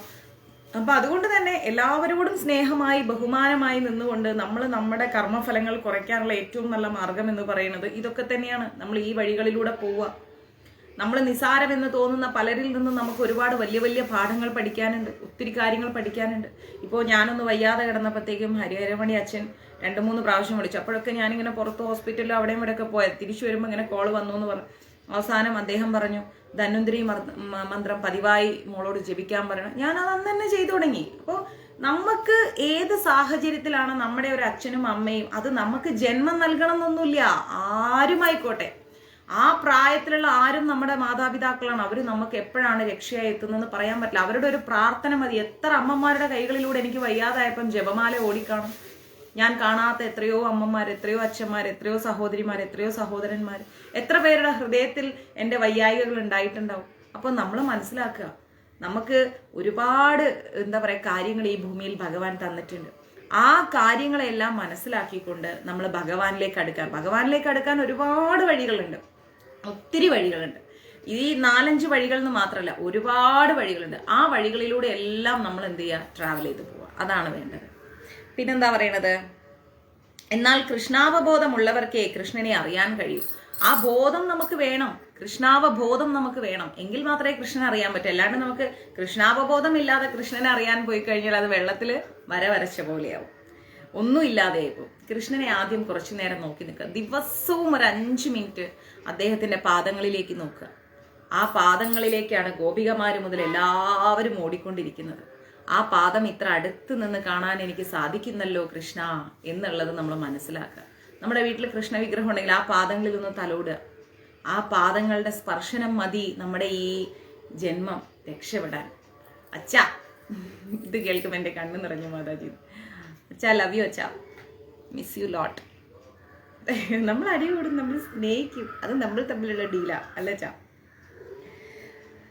അപ്പോ കൃഷ്ണാവബോധമുള്ളവർക്കേ കൃഷ്ണനെ അറിയാൻ സാധിക്കൂ. മറ്റുള്ള അതീന്ദ്രിയ ജ്ഞാനികൾക്ക് അവ്യക്തഗത ബ്രഹ്മസാക്ഷാത്കാരം ഉണ്ടാകും. മറ്റുള്ള അവ്യക്തഗതവാദികൾക്ക് ബ്രഹ്മസാക്ഷാത്കാരങ്ങൾ ഒരുപാട് പേർക്ക് ഉണ്ടാവും. പക്ഷെ ഈ ബ്രഹ്മസാക്ഷാത്കാരമുള്ള എല്ലാവർക്കും കൃഷ്ണനെ അറിയണമെന്നൊന്നുമില്ല. കൃഷ്ണനെ അറിയാൻ സിമ്പിളാണ്, ഹൃദയം കൊണ്ട് അറിയാൻ സാധിക്കും കൃഷ്ണനെ. കൃഷ്ണ എന്ന നാമത്തിൽ തന്നെ കൃഷ്ണനുണ്ട്. അതിന് വലിയ വലിയ ചടങ്ങുകളോ കാര്യങ്ങളോ ഒന്നുമില്ല. ആ നാമം സദാ ജപിച്ചാൽ മതി. ആ നാമം സദാ ജപിച്ചവരാണ് കൂറൂരമ്മയും പൂന്താനം തിരുമേനിയും പോലെയുള്ള മഹത് ഭക്തര്. അപ്പൊ അവർക്കൊക്കെ കൃഷ്ണനെ അങ്ങനെ അറിയാൻ സാധിച്ചിട്ടുണ്ടെങ്കിൽ നിസ്സാരരായിരിക്കുന്ന നമ്മൾക്ക് അവരുടെയൊക്കെ ജീവിത പാഠങ്ങൾ വലിയ മൂല്യമാണ് തന്നിരിക്കുന്നത്. ആ മൂല്യങ്ങളിലൂടെ നമ്മൾ ജീവിച്ചു പോവാം. കൃഷ്ണനെ അറിയുന്നതിനേക്കാൾ പ്രയാസം കുറഞ്ഞതത്രേ അത്. മനസ്സിലാ, ആ നാമം ജപിക്കുക എന്ന് പറയുന്നത് കൃഷ്ണനെ അറിയുന്നതിനേക്കാൾ പ്രയാസം കുറഞ്ഞ കാര്യമാണ്. ആ നാമം ജപിക്കും, ഭഗവാനെ അറിയാം, ഭഗവാനെ അറിയും, ആ നാമം ജപിക്കാൻ സാധിക്കും. ഓക്കെ, അതാണ് നമ്മൾ അറിയേണ്ടത്. പരമപുരുഷനാണ് കൃഷ്ണൻ. അതേസമയം ബ്രഹ്മ പരമാത്മ വിജ്ഞാനങ്ങൾക്ക് അതീതവുമാണ്. പരമപുരുഷനാണ് കൃഷ്ണൻ. ബ്രഹ്മ വിജ്ഞാനങ്ങൾക്ക് അതീതമാണ് കൃഷ്ണൻ. അതിന്റെ മുകളിലാണ് കൃഷ്ണൻ ഇരിക്കുന്നത്. കൃഷ്ണനെ മനസ്സിലാക്കാനുള്ള ആ വഴിയിൽ യോഗികളും ജ്ഞാനികളും ആശയക്കുഴപ്പത്തിലാവുന്നുണ്ട്. കൃഷ്ണൻ ഇങ്ങനെ ഒന്നും തരുന്നില്ല, നമ്മൾ എത്ര പ്രാർത്ഥിച്ചിട്ടും തരുന്നില്ല, കൃഷ്ണനെ എന്തോരം പറഞ്ഞിട്ടും കേൾക്കുന്നില്ല എന്ന് പറയുന്നുണ്ട്. പക്ഷേ മറ്റെവിടെങ്കിലും ചെന്ന് എന്തെങ്കിലും കാര്യം ചെയ്താൽ അപ്പ ഫലിക്കുന്നുണ്ട്. കൃഷ്ണൻ മാത്രം എന്താ ഇങ്ങനെ, ഞാൻ കൃഷ്ണഭക്തനായതുകൊണ്ട് ദരിദ്രാവസ്ഥയിൽ പോയി, ഇങ്ങനെയൊക്കെ കുറെ പരാതികൾ വരുന്നുണ്ട്. പക്ഷേ മറ്റുള്ളതിനൊന്നിനും നമ്മളെ സംരക്ഷിക്കാൻ കഴിയില്ല. കൃഷ്ണന് മാത്രമേ സംരക്ഷിക്കാൻ കഴിയൂ. നമുക്ക് സംരക്ഷണമാണോ വേണ്ടത്, നമുക്ക് കാര്യങ്ങൾ നടക്കലാണോ വേണ്ടത്? ഒരു സംരക്ഷണത്തിലൂടെ നമ്മുടെ കാര്യങ്ങൾ നടന്നു കിട്ടും, ഇല്ലേ? ഒരമ്മ നമ്മളെ ഇഞ്ചക്ഷൻ വെക്കാൻ കൊണ്ടുപോകുമ്പോൾ നമുക്ക് വേദനിക്കും. പക്ഷെ അമ്മ എന്താ ചെയ്യുക? ഇഞ്ചക്ഷൻ വെക്കാൻ അമ്മ ക്ഷമയോടെ സഹിച്ചു നിൽക്കും. നമുക്ക് വേദനിക്കുമ്പോൾ ആ അമ്മയ്ക്കും വേദനിക്കും, പക്ഷെ അമ്മ സഹിച്ചു നിൽക്കും. കാരണം എന്താ? ഇനി എൻ്റെ കുഞ്ഞിന് ഇതുപോലൊരു അവസ്ഥ ഉണ്ടാവരുത്. ആ സംരക്ഷണമാണ് കൃഷ്ണന്റെ സംരക്ഷണം. ആ കൃഷ്ണനെയാണ് നമ്മൾ അതീന്ദ്രിയ ജ്ഞാനത്തിലൂടെ അറിയേണ്ടത്. അദ്വൈതവാദികളിൽ ശ്രേഷ്ഠനായ ശ്രീപാദ ശങ്കരാചാര്യർ പോലും തന്റെ ഗീതാഭാഷ്യത്തിൽ കൃഷ്ണനാണ് പരമപുരുഷനായ ഭഗവാൻ എന്ന് സമ്മതിക്കുന്നുണ്ട്.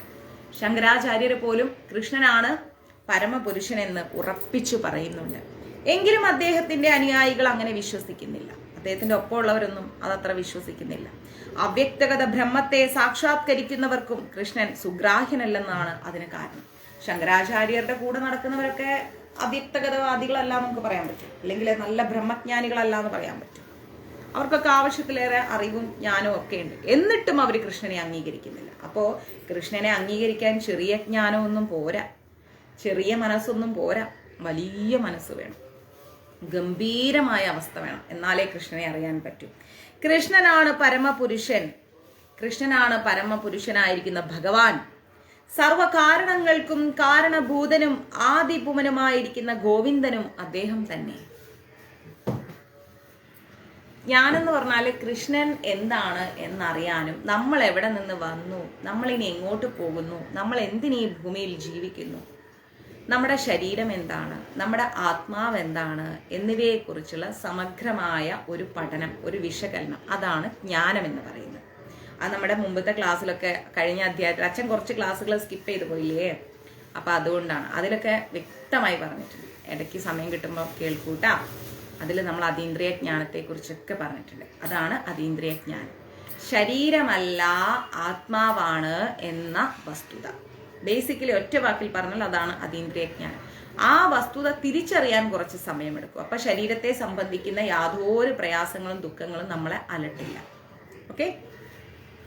ഈശ്വര പരമ കൃഷ്ണ സച്ചിദാനന്ദ വിഗ്രഹ അനാധിരാതിർ ഗോവിന്ദ സർവകാരണ കാരണം.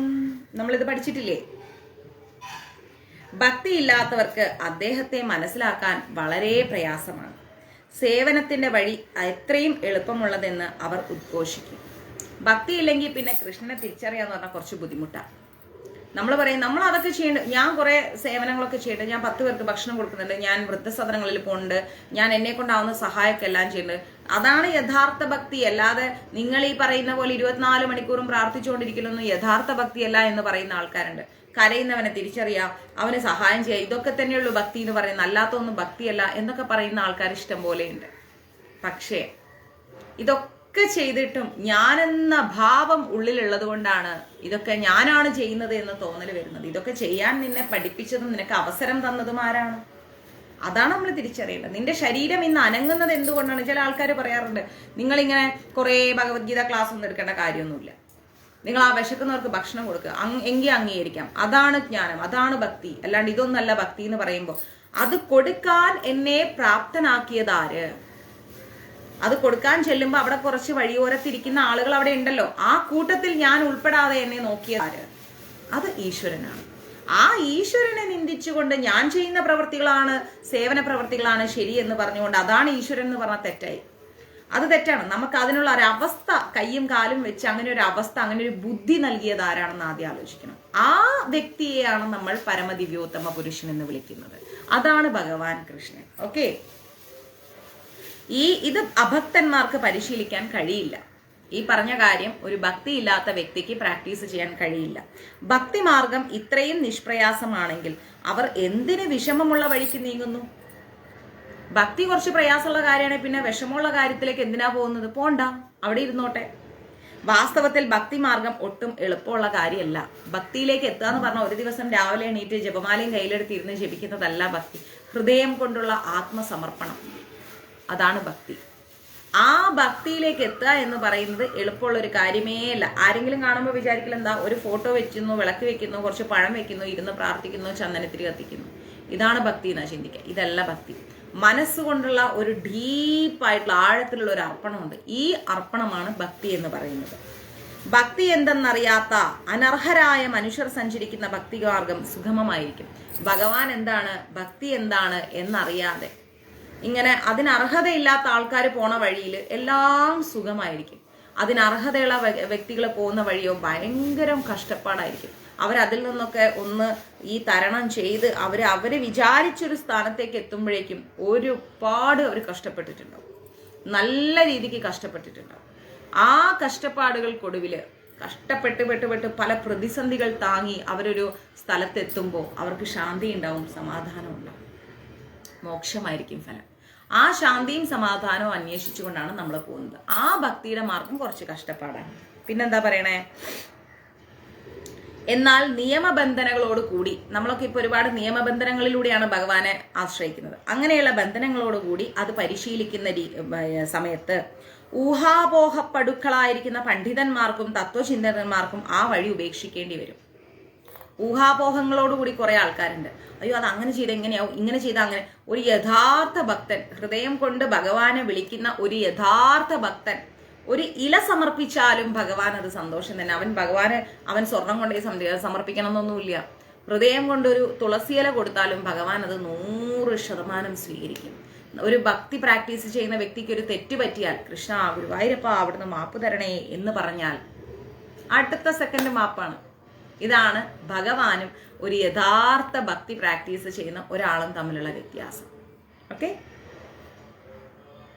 ശ്രീല രൂപ ഗോസ്വാമി ഭക്തിരസാമൃത സിന്ധുവിൽ പറയുന്നു, ശ്രുതി സ്മൃതി പുരാണാദി പഞ്ചരാത്ര വിധിംബന ഐകാന്തികി ഹരേർ ഭക്തിരുത്പാദൈവ കൽപ്പതേ.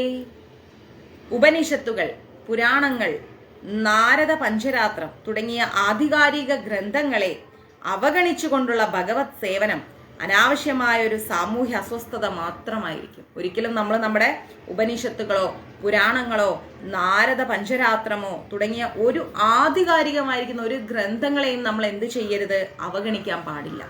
ഇതൊക്കെ അവഗണിച്ചിട്ട് നമ്മൾ ഈശ്വരനെ പ്രാർത്ഥിച്ചു കഴിഞ്ഞാൽ നടക്കില്ല, ഒരിക്കലും നടക്കില്ല.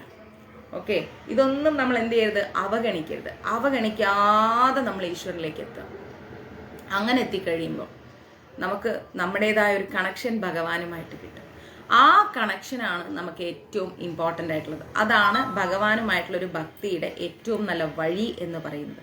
അല്ലാത്തത് ഒരു എന്താ പറയാ, പാതി വഴിയിൽ നമുക്ക് നഷ്ടപ്പെട്ടു, നമുക്കൊരു അടിയുറച്ച ബന്ധം കിട്ടില്ല. ശ്രീകൃഷ്ണ ഭഗവാനെ യശോധാപുത്രനായോ അർജുനന്റെ തേരാളിയായോ മനസ്സിലാക്കാൻ ബ്രഹ്മാനുഭൂതി നേടിയ ഒരു അവ്യക്തവാദിക്കോ പരമസാക്ഷാത്കാരം സിദ്ധിച്ച യോഗിക്കോ സാധിക്കില്ല. കൃഷ്ണൻ അർജുനന്റെ തേരാളിയായിരുന്നു, യശോദയുടെ മകനായി ജനിച്ചിരുന്നു എന്നൊക്കെ പറയുമ്പോൾ അത് സാക്ഷാൽ ഭഗവാൻ തന്നെയാണ് എന്നുള്ളത് മനസ്സിലാക്കാൻ ചിലപ്പോൾ ഒരു അവ്യക്തഗതവാദിക്ക് സാധിക്കില്ല, പരമസാക്ഷാത്കാരം ലഭിച്ച ഒരു യോഗിക്ക് സാധിക്കില്ല, അങ്ങനെ പലർക്കും സാധിക്കില്ല. കൃഷ്ണനെ ഹൃദയത്തിൽ സ്ഥാപിച്ച ഒരു നിസ്സാര വ്യക്തിക്ക് സാധിക്കും. കൃഷ്ണനെ ഹൃദയത്തിൽ ഉറപ്പിച്ചിട്ടുണ്ടോ ആ വ്യക്തിക്ക് ആ യശോധാപുത്രനെ മനസ്സിലാക്കാൻ സാധിക്കും. ശരത് ആ ഒരു യഥാർത്ഥ വ്യക്തിക്ക് മനസ്സിലാക്കാൻ സാധിക്കും. അതുപോലെ പരമസാക്ഷാത്കാരം ലഭിച്ച യോഗിക്ക് പോലും ചിലപ്പോൾ കൃഷ്ണൻ എന്തിനാണ് അർജുനന്റെ തേരാളിയായത്, അത് കുരുക്ഷേത്ര യുദ്ധത്തിന്, പക്ഷെ അതിന്റെ അന്തരാർത്ഥം മനസ്സിലാക്കാൻ സാധിക്കില്ല. അന്തരാർത്ഥം യുദ്ധത്തിന് എന്ന് പറയുന്നവരായിരിക്കും അധികവും. അർജുനന് ഗീത ഉപദേശിച്ചു കൊടുത്ത് അങ്ങനെ പലതും. എന്നാൽ മായയാവുന്ന ഈ ലോകത്തിന്റെ യഥാർത്ഥ തേരാളിയാണ് ഭഗവാൻ എന്ന് നമ്മൾ തിരിച്ചറിയണം. അതാണ് ഭഗവാൻ ആ രഥത്തിൽ കയറി നിന്നത്. ജീവിതമാണ് ആ രഥം. ആ രഥം ഓടിക്കാൻ നമുക്ക് മുമ്പിൽ ആരാണ് അർഹനായിട്ടുള്ള ഒരാള്? ഭഗവാൻ മാത്രമാണ്. ആ ഭഗവാൻ പോകുന്ന വഴിയാണ് നമ്മൾ പോകേണ്ടത്. ഭഗവാനല്ലേ രഥം കൊണ്ടുപോയി പല സ്ഥലത്തും നിർത്തിയത്? മഹാഭാരതത്തിൽ നമ്മൾ പഠിച്ചില്ലേ? ഭഗവാനല്ലേ അർജുനൻ അപ്പപ്പ ഉപദേശം കൊടുത്തത്? ആ സമയങ്ങളിലെല്ലാം അർജുനൻ ഇങ്ങനെ എന്താ പറയാ, അമ്പെയ്ത് ഇങ്ങനെ ശത്രുക്കളോട് പോരടിക്കുമ്പോൾ ഭഗവാൻ എന്ത് ചെയ്യുന്നുണ്ട്? ചില സമയങ്ങളിൽ ഭഗവാൻ അർജുനന് നേരെ വരുന്ന അമ്പുകളെ ആ രഥം ഒന്ന് കുലുക്കി മാറ്റിക്കൊടുക്കും. ആ അമ്പ് അർജുനന്റെ ദേഹത്ത് ഏൽക്കാതെ പോകും. അങ്ങനെ നമുക്ക് മുമ്പിൽ ഭഗവാനുണ്ട്, ഭഗവാന് പിന്നിൽ നമ്മളുണ്ട്, അദ്ദേഹത്തിന്റെ പാതയിലൂടെയാണ് നമ്മൾ പോകുന്നത് എന്നുണ്ടെങ്കിൽ അർജുനന്റെ രഥത്തിൽ എന്തിന് ഭഗവാൻ കയറി തേരാളിയായിട്ട് എന്ന് നമുക്ക് മനസ്സിലാക്കാൻ സാധിക്കും. അല്ലാതെ മനസ്സിലാവില്ല. കുരുക്ഷേത്ര യുദ്ധത്തിന് വേണ്ടിയിട്ടല്ല, അല്ലെങ്കിൽ അർജുനനോടുള്ള ഒരു സ്നേഹം കൊണ്ടല്ല, ഗീത ഉപദേശിക്കാനല്ല. ഇതൊക്കെ ഘടകമാണെങ്കിലും അന്തരാർത്ഥം അതാണ്. ജീവിതമാകുന്ന സംസാര സാഗരത്തിൽ ഒരേ ഒരു തേരാളിയാണ് കൃഷ്ണൻ. ആ തേരാളിയുടെ കൂടെയാണ് നമ്മൾ യാത്ര ചെയ്യുന്നത് എങ്കിൽ നമുക്ക് ഭയപ്പെടേണ്ടില്ല. അർജുനൻ എങ്ങനെ ഇത്രയും വലിയ ശത്രു സൈന്യമായിരിക്കുന്ന കൗരവ വംശത്തിൽ നിന്ന് എത്ര മനോഹരമായി അർജുനൻ നിന്ന് യുദ്ധം ചെയ്തോ, അത് ഭഗവാൻ മുൻപിലുള്ളത് കൊണ്ട് മാത്രമാണ്, അദ്ദേഹത്തെ ആശ്രയിച്ചത് കൊണ്ട് മാത്രമാണ്, സംശയങ്ങളെല്ലാം അദ്ദേഹത്തെ മുൻനിർത്തി ചോദിച്ച് ദൂരീകരിച്ചത് കൊണ്ടാണ്, ആ ഭഗവാന് മുമ്പിൽ ശിരസും മുട്ടും മടക്കിയത് കൊണ്ടാണ് ആ സംസാര സാഗരത്തിൽ നിന്ന് അർജുനന് പുറത്തു വരാൻ സാധിച്ചത്. ക്ലിയറായോ? അല്ലാതെ മറ്റൊന്നും കൊണ്ടല്ല ഭഗവാൻ തേരാളിയായത്. ഇതിന്റെ ആ ചെറിയ പിന്നൊന്നെടുത്തരൂ. റൂമിൽ ആ റോസ് കൊട്ടയിലുണ്ടാവും. ശ്രേഷ്ഠന്മാരായ ദേവന്മാരും കൃഷ്ണനെ ശരിക്ക് അറിഞ്ഞിട്ടില്ല. പക്ഷെ ഒരു ശ്രേഷ്ഠതയില്ലാത്ത നല്ല രീതിയിൽ കൃഷ്ണനെ ഹൃദയത്തിൽ സ്ഥാപിച്ച ഒരാൾക്ക് കൃഷ്ണനെ അറിയാൻ സാധിക്കും. കൃഷ്ണൻ ആരാണ്? കൃഷ്ണൻ എന്താണ്? കൃഷ്ണനിൽ ബാലചാബല്യങ്ങൾ മുതൽ എല്ലാം ഉണ്ട്. കൃഷ്ണനാണ് സർവവും എന്ന് തിരിച്ചറിയാൻ ഹൃദയത്തിൽ ഒരു തുളസിക്കതിർന്നും മാത്രം സമർപ്പിച്ചാൽ മതി. ഭഗവാനെ, അങ്ങേക്ക് തരാൻ എൻ്റെ കയ്യിൽ ഇതേ ഉള്ളൂ എന്ന് പറഞ്ഞാൽ കൃഷ്ണൻ അത് സ്വീകരിക്കും. അവിടുന്ന് അത് സ്വീകരിക്കൂ കൃഷ്ണ എന്ന് പറഞ്ഞാൽ ഭഗവാന് പിന്നെ വേറെ ഒന്നും വേണ്ട. ഓമനിക്കും ആ തുളസി വെച്ചിട്ട് ഭഗവാൻ അത് തന്ന വ്യക്തി ഭഗവാനെ മറന്നാലും ഭഗവാൻ മറക്കില്ല. അദ്ദേഹം പറയും, നീ എനിക്കത് തന്നില്ലേ എന്ന് പറയും. അതാണ് ഭഗവാനും ഭക്തനുമായിട്ടുള്ളൊരു ബന്ധം. മുഹ്യന്തി യത് സൂരയാമാം തു വേദന കശ്ചന. എന്നെ യഥാരൂപത്തിൽ ആരും അറിയുന്നില്ല. എന്താണ്? എന്നെ ചെറിയ പിന്നാണ് കേട്ടോ. എന്നെ യഥാരൂപത്തിൽ ആരും അറിയുന്നില്ല. പിന്നെയോ ഭഗവാൻ പറയുന്നുണ്ട്, ആരും എന്നെ യഥാരൂപത്തിൽ അറിയുന്നില്ല. പിന്നെ എങ്ങനെയാ അറിയുന്നത്? അദ്ദേഹത്തെ ഒരാൾ അറിഞ്ഞുവെന്നാൽ സ മഹാത്മാ സുദുർലഭ. അങ്ങനെയുള്ള ഒരു മഹാത്മാവ് വളരെ വിരളമാണ്, ഇല്ലാന്ന് തന്നെ വേണം പറയാൻ. മനസ്സിലായില്ലേ? വളരെ വിരളമാണ്. ഭഗവാനെ ഭക്തിപൂർവം സേവിക്കുന്നവർക്കൊഴികെ മറ്റാർക്കും അവിടുത്തെ യഥാർത്ഥത്തിൽ അറിയാൻ കഴിയില്ല. അതാണ് നമ്മൾ കുറച്ചു മുമ്പേ പറഞ്ഞത്. ദേവന്മാര് പോലും മനസ്സിലാക്കാൻ ബുദ്ധിമുട്ടുന്ന കൃഷ്ണനെ അറിയണമെങ്കിൽ ഭക്തിപൂർവ്വം ഒന്ന് സേവിച്ചാൽ മതി. അത് മാത്രം മതി. വിശിഷ്ടമായ പണ്ഡിതന്മാർക്കും തത്വചിന്തകർക്കും കൂടി അജ്ഞേയനാണ് കൃഷ്ണൻ. പണ്ഡിതന്മാരാവട്ടെ ആരാവട്ടെ, ദേവനായാലും ശരി, ഭഗവാനെ പൂർണ്ണമായി അറിയാൻ കഴിയില്ല. സർവകാരണങ്ങൾക്കും കാരണഭൂതനായിരിക്കുന്ന സർവവ്യാപിയായ കൃഷ്ണന്റെ അചിന്യങ്ങളും ദിവ്യങ്ങളുമായിരിക്കുന്ന ഗുണങ്ങളുടെ പ്രഭാവം, ഐശ്വര്യം, യശസ്, ശക്തി, സൗന്ദര്യം, ജ്ഞാനം, ത്യാഗം എന്നിവ കുറച്ചെങ്കിലും അറിയാൻ അവിടുത്തെ ശുദ്ധ ഭക്തർക്കേ സാധിക്കൂ.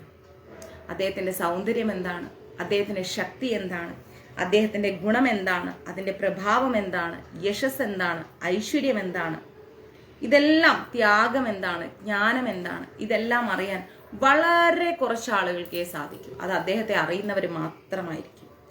അതിന് കാരണം എന്താണെന്ന് ചോദിച്ചാൽ ഭക്തരിൽ കൃഷ്ണനുള്ള അളവറ്റ കാരുണ്യമാണ്. ഭക്തരാണോ അവര്? കൃഷ്ണനിൽ സർവവും സമർപ്പിച്ചവരാണോ?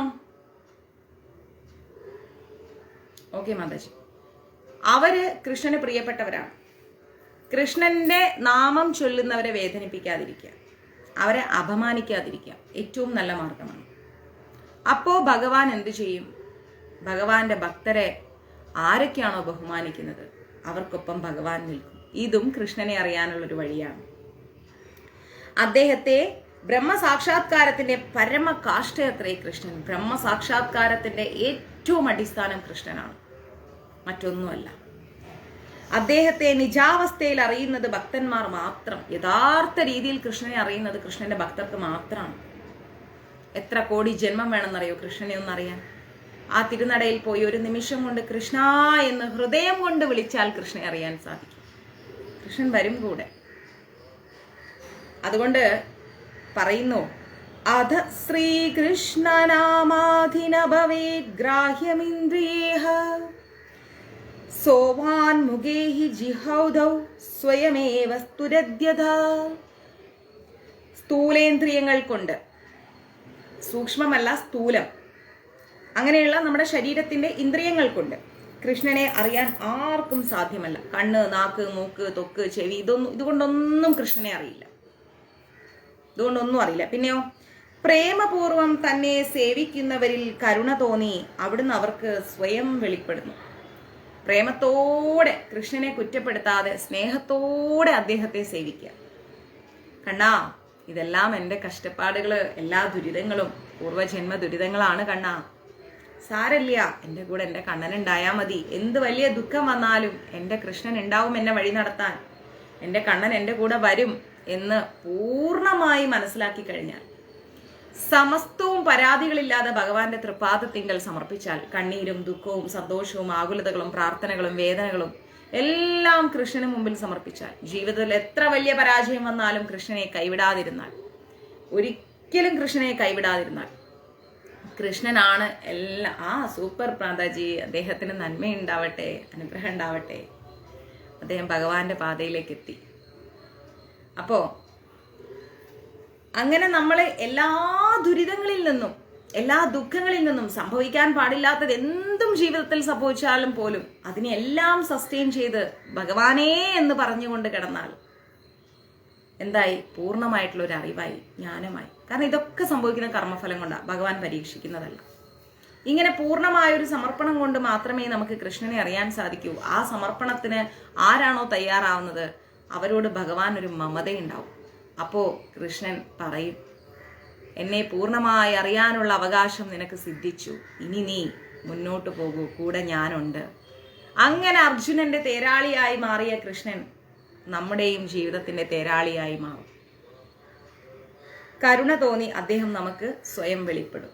മനസ്സിലായില്ലേ എന്റെ ദേവി മഹാത്മ്യം? കരുണ തോന്നി അദ്ദേഹം സ്വയം വെളിപ്പെടും. ഇങ്ങനെയാണ് കൃഷ്ണനോട് നമ്മൾ അടുക്കേണ്ടത്. ഭക്തിരസാമൃത സിന്ധുവില് അതാണ് പറയുന്നത്. മനസ്സിലാവുന്നുണ്ടോ? ഭക്തിരസാമൃത സിന്ധുവില് അതാണ് ഭഗവാൻ നമ്മളെ പഠിപ്പിക്കുന്നത്. ഇതാണ് നമ്മൾ മനസ്സിലാക്കി നമ്മൾ കൃഷ്ണനോട് അടുക്കേണ്ടത്. അല്ലാതെ നമ്മൾ ഒരിക്കലും കൃഷ്ണനോട് അടുക്കാൻ നോക്കിയാൽ നടക്കുന്ന കാര്യമല്ല.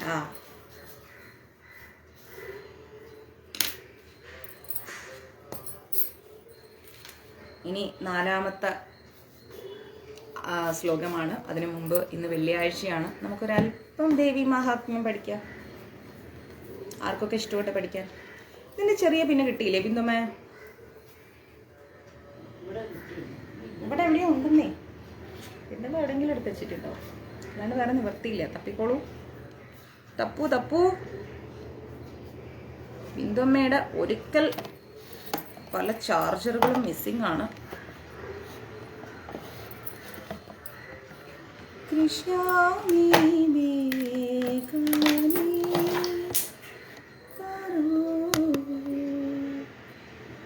ദേവി മഹാത്മ്യം. ദേവി മഹാത്മ്യം പഠിക്കാൻ ആരൊക്കെ റെഡിയാണ്? കുറച്ച് പഠിച്ചാലോ? നമുക്ക് ഒരു ഇത്തിരി പഠിക്കാം മാതാജി. ഇത്തിരി പഠിക്കാം നമുക്ക്.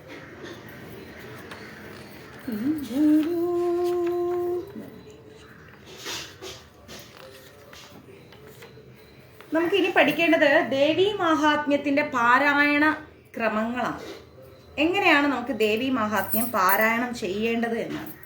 ദേവി മഹാത്മ്യത്തിന് ഒരുപാട് രീതികളുണ്ട്. പാരായണം ചെയ്യാനുള്ള ഒത്തിരി രീതികളുണ്ട്, ഒരുപാട് രീതികളുണ്ട്. ഓക്കെ, അതിൽ ചില കാര്യങ്ങൾ നമുക്കൊന്ന് പഠിക്കാം. ശ്രദ്ധിച്ച് കേൾക്കണേ, പ്രത്യേകിച്ച് സ്ത്രീകൾ.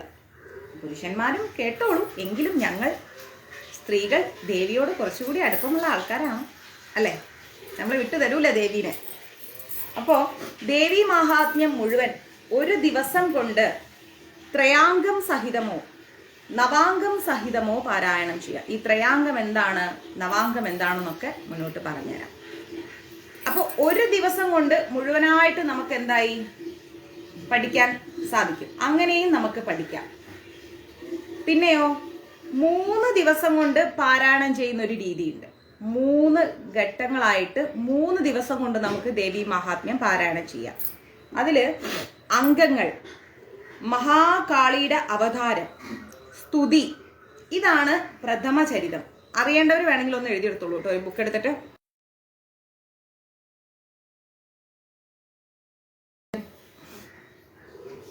ഇല്ല, ഞങ്ങൾ ഞങ്ങളുടെ ദേവിയെ ആണുങ്ങൾക്ക് വിട്ടു തരൂല. ദേവി ഞങ്ങളുടെയാണ്, ഞങ്ങൾ പെണ്ണുങ്ങളുടെയാണ്, അല്ലേ? അമൃതാഞ്ജൻ തന്നെ 3 ദിവസം കൊണ്ട് നമുക്ക് പാരായണം ചെയ്യാം ദേവി മഹാത്മ്യം. അപ്പോ ആദ്യം അംഗങ്ങൾ, മഹാകാളിയുടെ അവതാരം, സ്തുതി, അതായത് ആദ്യത്തെ അധ്യായം പ്രഥമ ചരിതം എന്ന് പറയും. ഓക്കെ, പ്രഥമ ചരിതം എന്ന് പറയും. ഇത് ആദ്യ ദിവസം. ഇതെന്താണ്? ആദ്യ ദിവസം നമുക്ക് ചൊല്ലാൻ പറ്റും. 3 ദിവസം കൊണ്ട് ചൊല്ലുകയാണെങ്കിൽ പ്രഥമ ചരിതം ആദ്യം ചൊല്ലി തീർക്കണം. ഈ പ്രഥമ ചരിതത്തിലാണ് മഹാകാളിയുടെ അവതാരം ഉള്ളത്, സ്തുതിയുള്ളത്, അംഗങ്ങളുള്ളത്.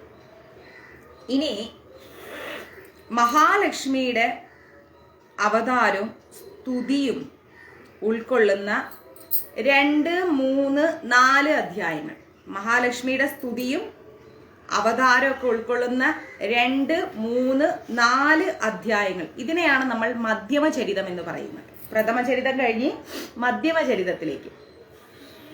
ഇപ്പൊ രമണൻ പ്രഭു ഇട്ട സർവമംഗള മംഗല്യേ ശിവേ സർവാർത്ഥ സാധികേ ശരണ്യേ ത്രയംബകയല്ല ത്രയംബകേ, ത്രയംബകേ എന്നില്ല, ത്രംബകേ ഗൗരി നാരായണി നമസ്തുതേ. എല്ലാവരും ശ്രദ്ധിക്കണേ, ത്രയംബകമല്ല ത്രംബകം. ആ യാ വേണ്ട. അത് ദേവി മഹാത്മ്യത്തിലെ നാരായണീ സ്തുതിയിലെ ഒരു ശക്തമായ മന്ത്രമാണ്. നമ്മുടെ ശ്രീരാമകൃഷ്ണ പരമഹംസർ ആ മന്ത്രം ഉപാസിച്ചിട്ടുണ്ടായിരുന്നു. ആ ഒരു സർവമംഗളമംഗല്യം നല്ല ശ്രേഷ്ഠതയുള്ള മന്ത്രമാണത്. അപ്പോൾ നമുക്ക് മധ്യമചരിതവും കിട്ടി.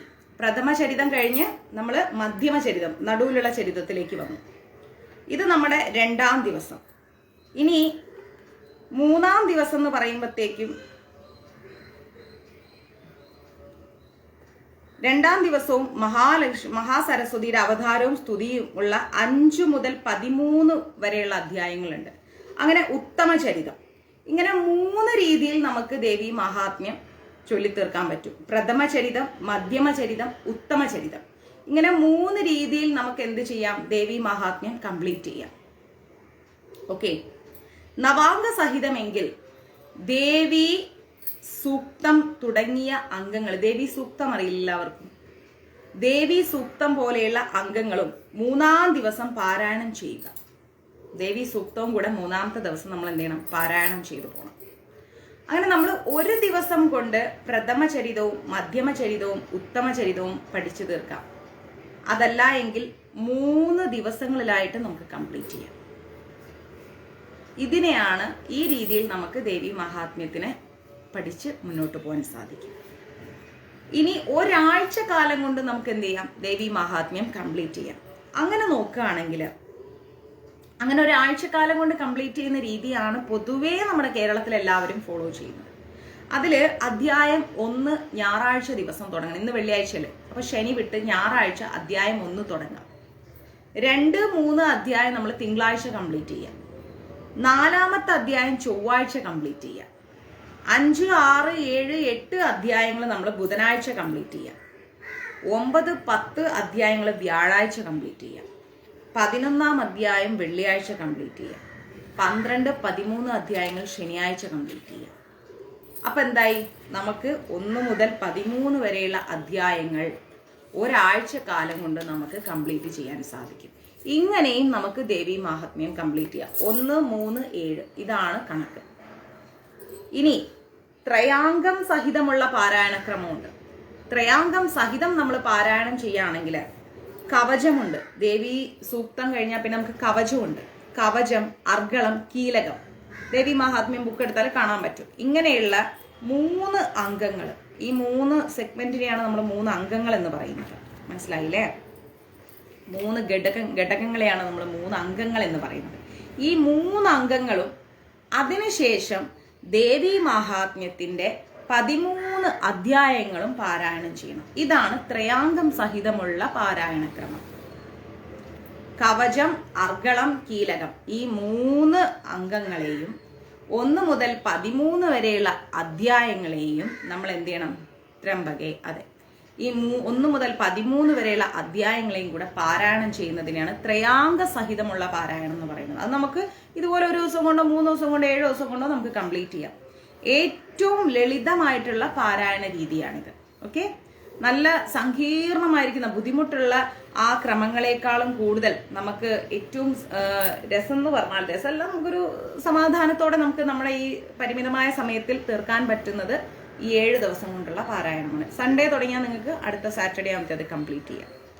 കവചം എന്ന് പറഞ്ഞു കഴിഞ്ഞാൽ ദേവി മഹാത്മ്യം എടുക്കുന്ന സമയത്ത് കവചം കാണാം. ഈ കവചം പാരായണ സമയത്ത്, അതായത് നമ്മൾ ദേവി മഹാത്മ്യം പാരായണം ചെയ്യുന്ന സമയത്തും അതിനുശേഷവും പാരായണം ചെയ്ത് കഴിഞ്ഞാലും സ്വന്തം ശരീരം, നമ്മുടെ മനസ്സ്, നമ്മുടെ ആത്മാവ്, ഇതിൻ്റെയൊക്കെ രക്ഷയ്ക്കായിട്ട് പാരായണം ചെയ്യുന്നതിനെയാണ് കവചം എന്ന് പറയുന്നത്.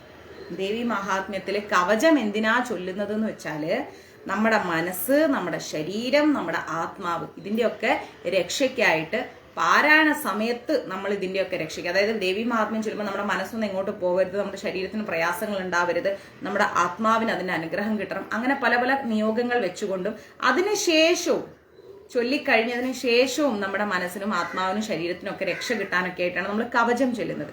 ഇത് ഒരു കവചം പോലെയാണ്, നമുക്കൊരു പുറംചട്ട പോലെയാണ് ഈ കവചം, ദേവി മഹാത്മ്യ കവചം നമ്മളെ സംരക്ഷിക്കുന്നത്, ഒരു ഉപാസകനെ സംരക്ഷിക്കുന്നത്. ഇനി നമുക്ക് അർഗളം എന്ന് പറയുന്നുണ്ട് അല്ലെ. ത്രയാംഗ സഹിതം ചൊല്ലുമ്പോൾ ത്രയാംഗ സഹിതമുള്ള പാരായണ ക്രമത്തിൽ നമുക്ക് കവചം, അർഗളം, കീലകം എന്ന് പറയുന്നുണ്ട്. അപ്പൊ കവചം എന്താണെന്ന് മനസ്സിലായല്ലോ. ഇനി അർഗളം എന്താണെന്ന് നമുക്ക് മനസ്സിലാക്കാം. അർഗളം എന്ന് പറഞ്ഞാൽ സാക്ഷ എന്നാണ് അർത്ഥം. മനസ്സിലായ? അർഗളം എന്ന് പറഞ്ഞാൽ സാക്ഷ, അതായത് ദേവിയുടെ സന്നിധിയിലേക്കുള്ള, ദേവിയുടെ അടുത്തേക്കുള്ള വഴിയുണ്ടല്ലോ, കവാടങ്ങൾ, അത് തുറന്നു കിട്ടാനും ആ ദേവിയോട് നമ്മൾ അടുക്കുമ്പോഴുള്ള ആ വിഘ്നങ്ങൾ മാറാനൊക്കെയാണ് ഈ അർഗളം ജപിക്കുന്നത്. എത്ര പേർക്കറിയായിരുന്നു? അർഗളം ജപിക്കുന്നത്, കവചം ജപിക്കുന്നത് നമുക്ക് പാരായണ സമയത്തും പാരായണം കഴിഞ്ഞാലുള്ള സമയങ്ങളിൽ നമുക്കൊരു സംരക്ഷണം കിട്ടാൻ. അർഗളം ജപിക്കുന്നത് എന്തിനാണ്?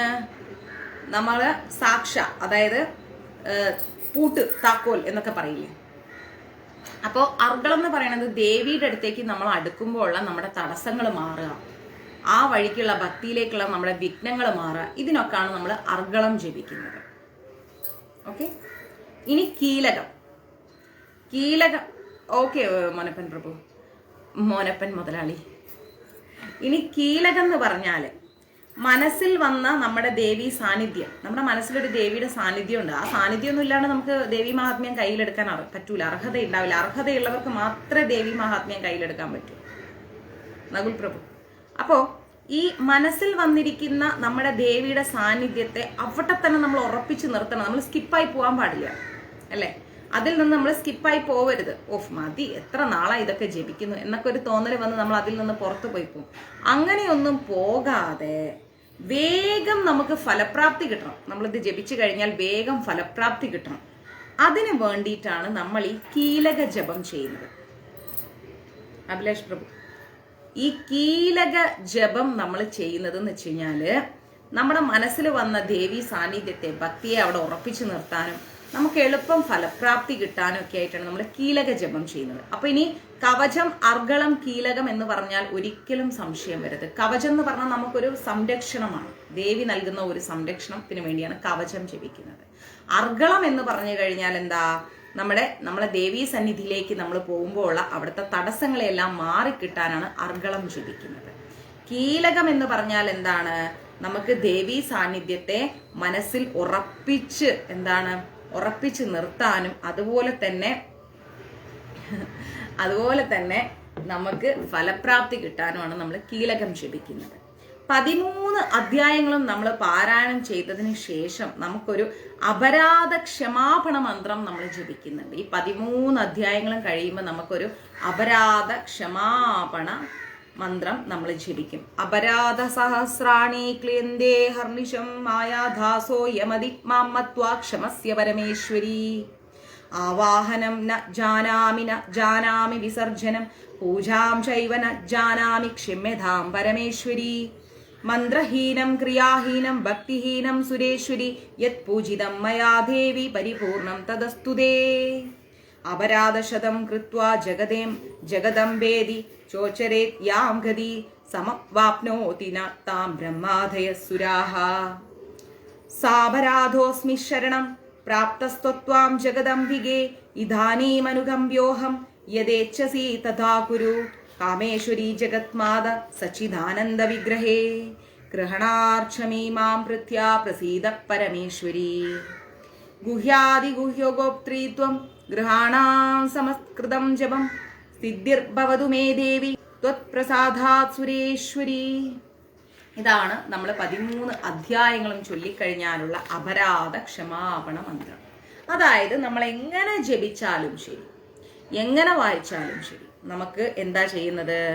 എത്ര ശ്രദ്ധയോടെ വായിച്ചാലും ദേവി മഹാത്മ്യം ചൊല്ലുമ്പോൾ നമുക്ക് തെറ്റുപറ്റും.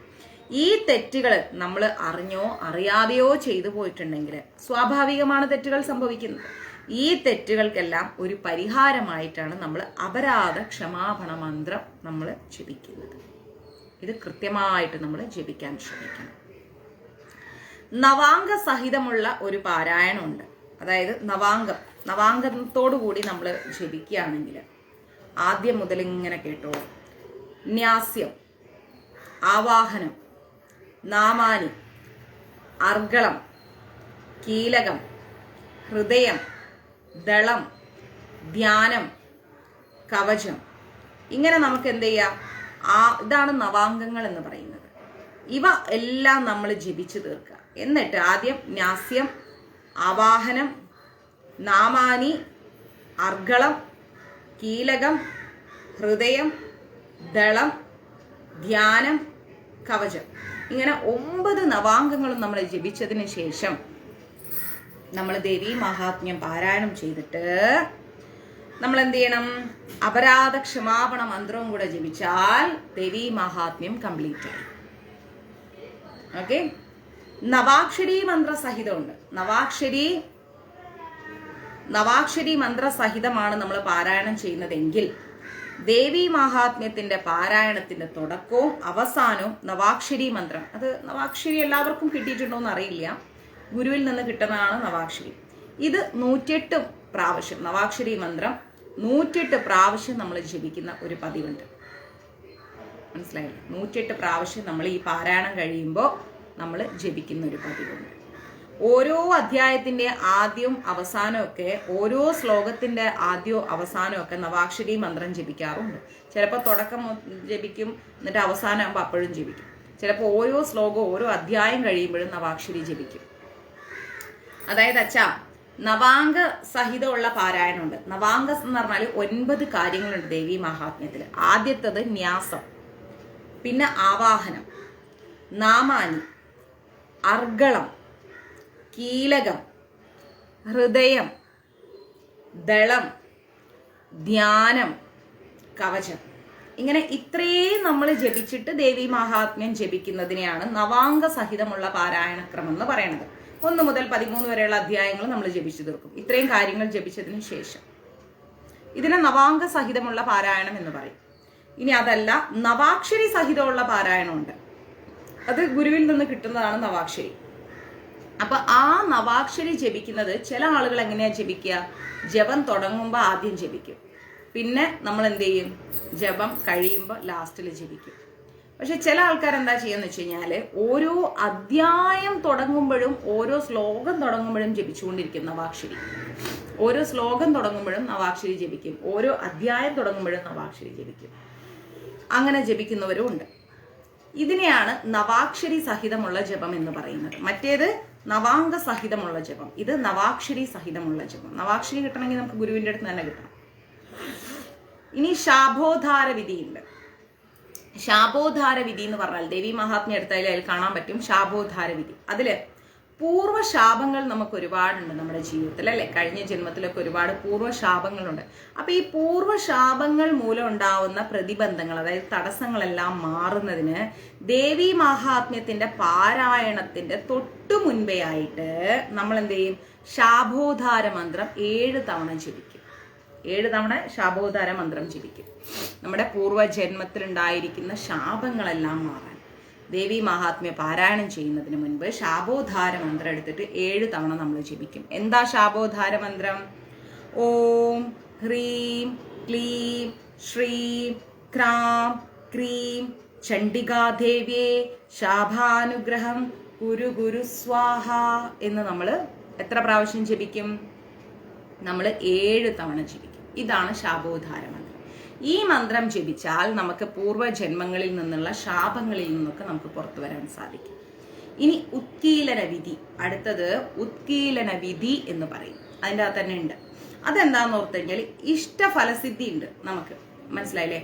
നവാക്ഷരി എന്ന് പറഞ്ഞാൽ നമുക്ക് ഗുരു തരുന്ന ഒരു മന്ത്രമാണ് നവാക്ഷരി. ദേവീ മഹാത്മ്യത്തോടും ദേവിയോടും അടുക്കുന്ന സമയത്ത് നമുക്ക് ഗുരു തരുന്ന ഒരു മന്ത്രമാണ് നവാക്ഷരി.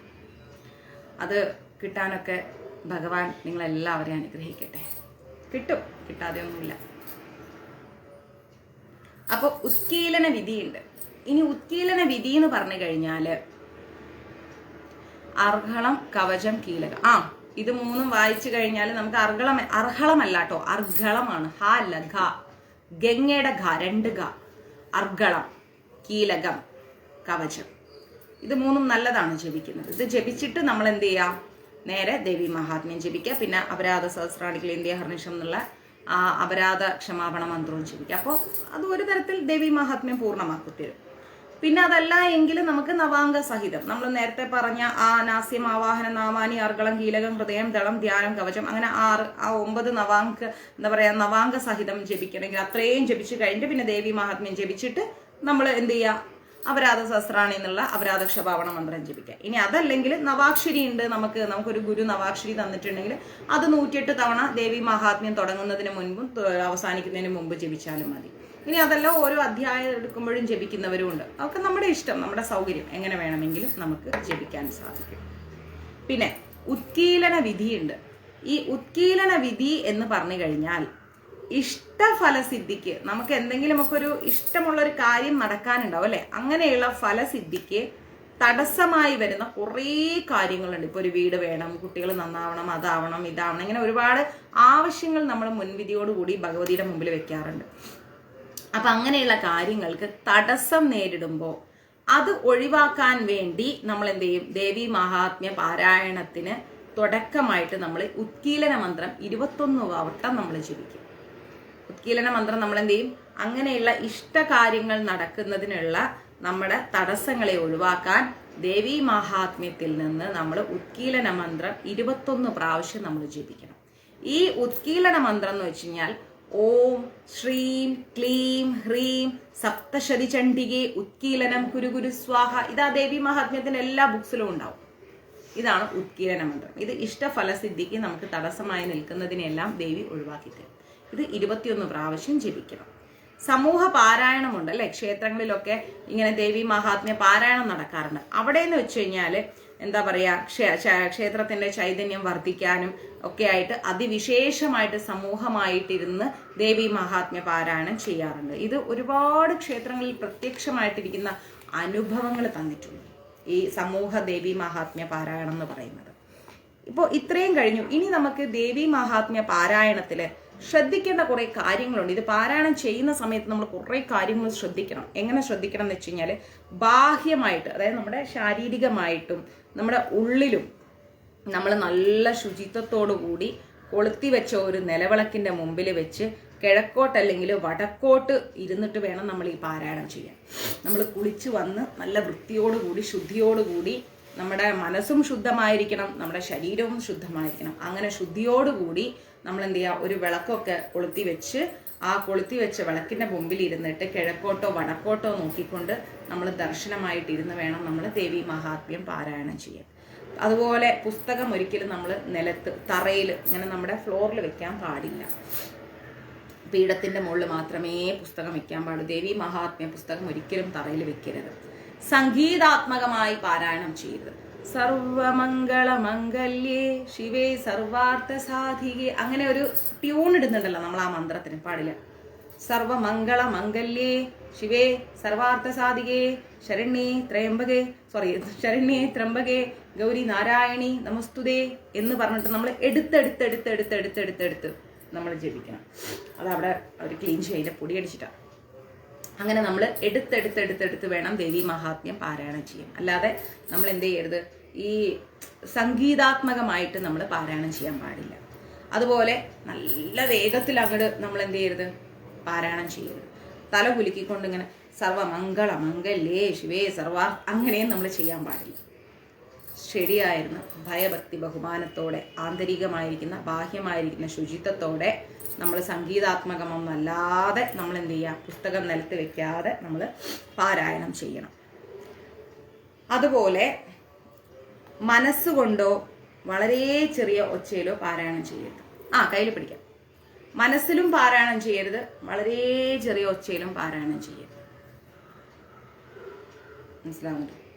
വളരെ ചെറിയ ശബ്ദമല്ലേ അതിൽ കേൾക്കണം, പുറത്ത് കേൾക്കണം വ്യക്തമായിട്ട്. അങ്ങനെ വേണം പാരായണം ചെയ്യാൻ. ദേവി മഹാത്മ്യത്തിന്റെ ആദ്യവും അവസാനവും നമ്മൾ ഓം എന്ന് ജപിക്കണം. പ്രണവം നമ്മൾ ജപിച്ച് വേണം തുടങ്ങാൻ. അക്ഷരശുദ്ധിയോടെയും അർത്ഥം മനസ്സിലാക്കിക്കൊണ്ട് വേണം നമ്മൾ പാരായണം ചെയ്യാൻ. അർത്ഥം മനസ്സിലാക്കാതെ പാരായണം ചെയ്യാൻ പാടില്ല. ഒരധ്യായം നമ്മൾ പകുതിക്ക് നിർത്തിയത് വെച്ചോ, അങ്ങനെ വന്നാൽ ആ അധ്യായം മുതൽ നമ്മൾ വീണ്ടും വായിക്കണം. നടുവിൽ നമുക്കൊന്ന് പകുതിക്ക് നിർത്തേണ്ടത് ഞാൻ ഇവിടം വരെ വായിച്ച് നിർത്തിയിട്ടുണ്ട് എന്ന് നമ്മൾ ചെയ്യരുത്. വീണ്ടും നമ്മളത് വായിക്കണം. എന്നാലേ ദേവി മഹാത്മ്യ പാരായണം കൃത്യമാവുകയുള്ളൂ. ഇപ്പോൾ നമ്മളിപ്പോൾ ഇവിടെ ക്ലാസ് എടുക്കുന്ന സമയത്ത് നമ്മൾ ദേവി മഹാത്മ്യത്തെ കുറിച്ച് ക്ലാസ് എടുക്കുകയാണെങ്കിൽ ഞാൻ ഇന്നലെ ത്രിവേണിയമ്മയെ ആലോചിച്ചു, എവിടെ പോയി. അപ്പൊ നമ്മൾ ദേവി മഹാത്മ്യം ഒരിക്കലും അർത്ഥമറിയാതെ നമ്മൾ എന്ത് ചെയ്യരുത്, പാരായണം ചെയ്യാൻ പാടില്ല. ഇപ്പൊ നമ്മൾ പറയാണ്, ഇപ്പൊ ദേവി മഹാത്മ്യത്തിന്റെ കവചം എടുക്കും. ഒരു എക്സാമ്പിൾ ആണ് ഇത്. ഒരു ഇത് പറഞ്ഞുതരാം, അല്ലെങ്കിൽ നോക്കാം നമുക്ക് ദേവി ഏത് ശ്ലോകമാണ് പറയാൻ അനുവാദം തരും. നമ്മുടെ എല്ലാവരുടെയും പ്രശ്നങ്ങളെല്ലാം അമ്മയിൽ സമർപ്പിച്ചുകൊണ്ട് അമ്മ നമുക്ക് ഏത് ശ്ലോകം തരുന്നു നോക്കാം. അതിന്റെ അർത്ഥം ഞാൻ പറഞ്ഞുതരാം. അമ്മ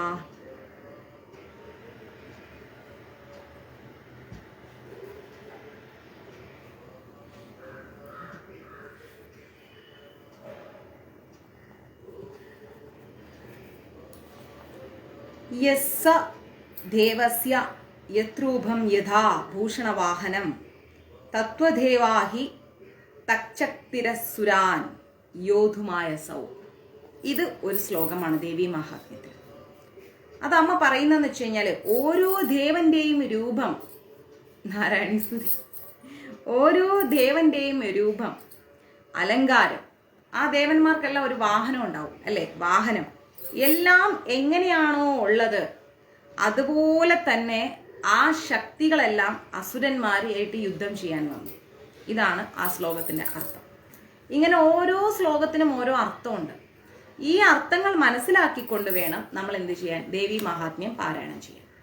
ഇല്ലെങ്കിൽ നമ്മൾ പാരായണം ചെയ്യുന്നതിൽ അർത്ഥമില്ല. അത് 8-ാം അധ്യായത്തിലെ ശ്ലോകമാണ്, മനസ്സിലായി. അതുപോലെ കോടി വീര്യാണി പഞ്ചാശത സുരാണാം കുലാനി വൈ ശതം കുലാനി ധൂമ്രാണാം നിർഗജന്തു മമജ്ഞായ എന്ന് വെച്ചാൽ കോടി വീര്യന്മാർ എന്ന അസുരന്മാരുടെ 9 കുലങ്ങളും ദ്രൂമവംശജരുടെ 100 കുലങ്ങളും യുദ്ധത്തിന് പുറപ്പെടട്ടെ എന്ന് നാം ആജ്ഞാപിക്കുന്നു. ദേവി ആജ്ഞാപിക്കുകയാണ്. എത്ര വലിയ കുലത്തിലുള്ള ആൾക്കാരായാലും അസുരന്മാരായാലും ശരി, അവരെല്ലാം യുദ്ധത്തിലേക്ക് ഇറങ്ങട്ടെ എന്ന് ഞാൻ ആജ്ഞാപിക്കുന്നു എന്ന് ദേവി പറയണം ആ ശ്ലോകത്തിലൂടെ. അങ്ങനെ നമ്മൾ ഓരോ ശ്ലോകത്തിന്റെ അർത്ഥവും നമ്മൾ മനസ്സിലാക്കിക്കൊണ്ട് വേണം ദേവി മഹാത്മ്യം പാരായണം ചെയ്യാൻ. അർത്ഥം മനസ്സിലാക്കാതെ ദേവി മഹാത്മ്യം നമ്മൾ വായിക്കാനോ ചൊല്ലാനോ പഠിക്കാനോ പാടില്ല, മനസ്സിലായി. ഇനി നമുക്ക് 3 ആവർത്തി ദേവി മഹാത്മ്യം ചൊല്ലിക്കഴിഞ്ഞാൽ നമുക്ക് എന്താ ലഭിക്കുന്നത്? സാധാരണയായിട്ടുള്ള നമ്മുടെ ദുരിതങ്ങളെല്ലാം തീരും. 3 വട്ടം നമ്മൾ ദേവി മഹാത്മ്യം ചൊല്ലിക്കഴിഞ്ഞാൽ സാധാരണ ദുരിതങ്ങളെല്ലാം നമുക്ക് മാറിക്കിട്ടും.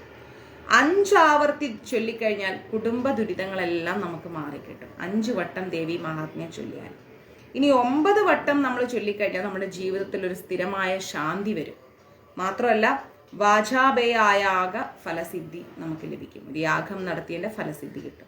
ഇനി 11 വട്ടമാണ് നമ്മൾ ദേവി മഹാത്മ്യം ചൊല്ലിയതെങ്കിൽ സകല ഐശ്വര്യവും കിട്ടും, രാജവശ്യവും കിട്ടും.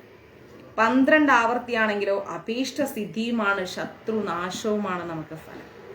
14 ആവർത്തിയാണെങ്കിൽ നമുക്ക് ശത്രുവശ്യം, ശത്രു പോലും നമ്മുടെ സുഹൃത്തുക്കളായി മാറും. 12 ആവർത്തിയാണെങ്കിലോ അഭീഷ്ട സിദ്ധിയും ശത്രുനാശവും. ശത്രു എന്ന് പറയുന്ന ഒരു വ്യക്തിയായിരിക്കില്ല, നമ്മുടെ ഉള്ളിലുള്ള ചിന്തകൾ തന്നെയാണ്. അതുപോലും അമ്മ ദേവി നമുക്ക് മാറ്റിത്തരും. ഇനി നമുക്ക് 16 ആവർത്തിയാണെങ്കിൽ പുത്ര പൗത്ര ധനധാന്യഗമമാണ്. മക്കളും സമ്പൽ സമൃദ്ധിയൊക്കെയാണ് നമുക്ക് 16 ആവർത്തി ജപിച്ചാൽ കിട്ടുന്നത്. 17 ആവർത്തി ജപിച്ച രാജഭീതി വിനാശനമാണ് നമുക്ക് ലഭിക്കുന്നത്. പേടി, ഭയം അതെല്ലാം മാറിക്കിട്ടും. 18 ആവർത്തിയാണെങ്കിൽ ശത്രു ഉച്ചാടനമാണ് ലഭിക്കുന്നത്. നമ്മുടെ മനസ്സിലെ ചിന്തകള്, നമ്മളല്ലാതാക്കുന്ന കുറെ കാര്യങ്ങൾ, ഇതെല്ലാം മാറിക്കിട്ടും. ഇതാണ് ശത്രു. ഒരു വ്യക്തിയല്ല ശത്രു എന്ന് പറയുന്നത്, മനസ്സിലായില്ലേ? ഇനി 20 ആവർത്തിയാണ് നമ്മൾ ജപിക്കുന്നതെങ്കിൽ എത്ര വലിയ കടം ഉണ്ടെങ്കിലും ആ കടത്തിൽ നിന്ന് നമുക്ക് പുറത്തു വരാൻ സാധിക്കും. ഇനി 25 ആവർത്തി നമ്മൾ അത് ജപിക്കുകയാണെങ്കിൽ ബന്ധവിമോചനമാണ്, മനസ്സിലായില്ലേ? ബന്ധവിമോചനം. 100 ആവർത്തി നമ്മൾ ജപിച്ചാൽ കഠിന ദുഃഖം, ദുരിതങ്ങള്, അസാധ്യമായിരിക്കുന്ന മാറില്ല എന്ന് കരുതുന്ന രോഗങ്ങള്, ജാതി നാശങ്ങള്, കുലനാശങ്ങള്, ആയുർദോഷങ്ങള്, ശത്രുദോഷങ്ങള്, ധനനാശങ്ങള്, എന്താ പറയാ അധപ്പതനം, അങ്ങനെയുള്ള 3 വിധ ഉത്പാദങ്ങള്, അതിപാതകങ്ങള് എല്ലാത്തിൽ നിന്നും നമ്മൾ പുറത്തു വരും. 100 ആവർത്തി ദേവി മഹാത്മ്യം ചൊല്ലുക.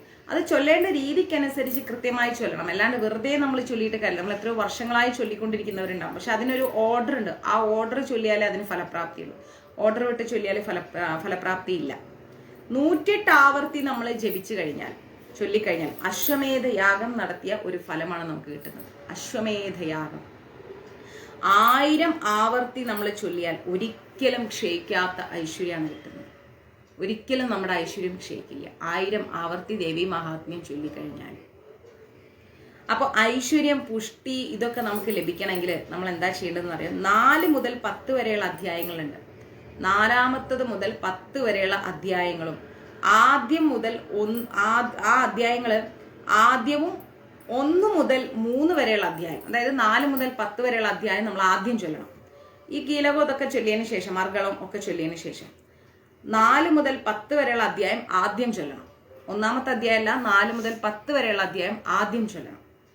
പിന്നെയോ 1 മുതൽ 3 വരെയുള്ള അധ്യായം അതിനുശേഷം ചൊല്ലണം. 4 മുതൽ 10 വരെയും പിന്നെ 1 മുതൽ 3 വരെയും. പിന്നെ 11 മുതൽ 13 വരെയുള്ള അധ്യായമുണ്ട്. അത് നമ്മൾ എന്ത് ചെയ്യണം? അവസാനം ചൊല്ലണം. ഇങ്ങനെ പാരായണം ചെയ്തു കഴിഞ്ഞാൽ ഹരഗൗരി തന്ത്രത്തിൽ പറയുന്നുണ്ട് നമുക്ക് ഐശ്വര്യവും പുഷ്ടിയും ഒക്കെ ലഭിക്കുമെന്നുള്ളത്. ഉറപ്പായിട്ടും ലഭിക്കുമെന്നുള്ളത്. ഇതാണ് ദേവി മഹാത്മ്യത്തിൻ്റെ കുറേ കാര്യങ്ങൾ. ഇനിയും കുറേ പറയാനുണ്ട് കേട്ടോ. അപ്പോൾ അതൊക്കെ എല്ലാം ഇപ്പം പറഞ്ഞ് അവസാനിപ്പിക്കാൻ കഴിയില്ല. ഇന്നത്തെ ക്ലാസ് കുറേ ലെങ്തിയായി, 11:30 ആയി. ഓക്കെ, അപ്പോൾ നമുക്കിനി അടുത്ത ക്ലാസ്സിൽ കാണാം. രാത്രി 8:30 മണിക്ക് കാണാം. ഓക്കെ, ഹരേ കൃഷ്ണ. സർവം കൃഷ്ണാർപ്പണമസ്തു. പ്രഭുപാദ് കി ജയ്, ഗുരു മഹാരാജ് കി ജയ്, രാധാ പവനപുരേഷൻ കി ജയ്. ഓം ശ്രീ മാത്രേ നമഃ. നമസ്തേ. എല്ലാവർക്കും നല്ലൊരു ദിവസമാകട്ടെ.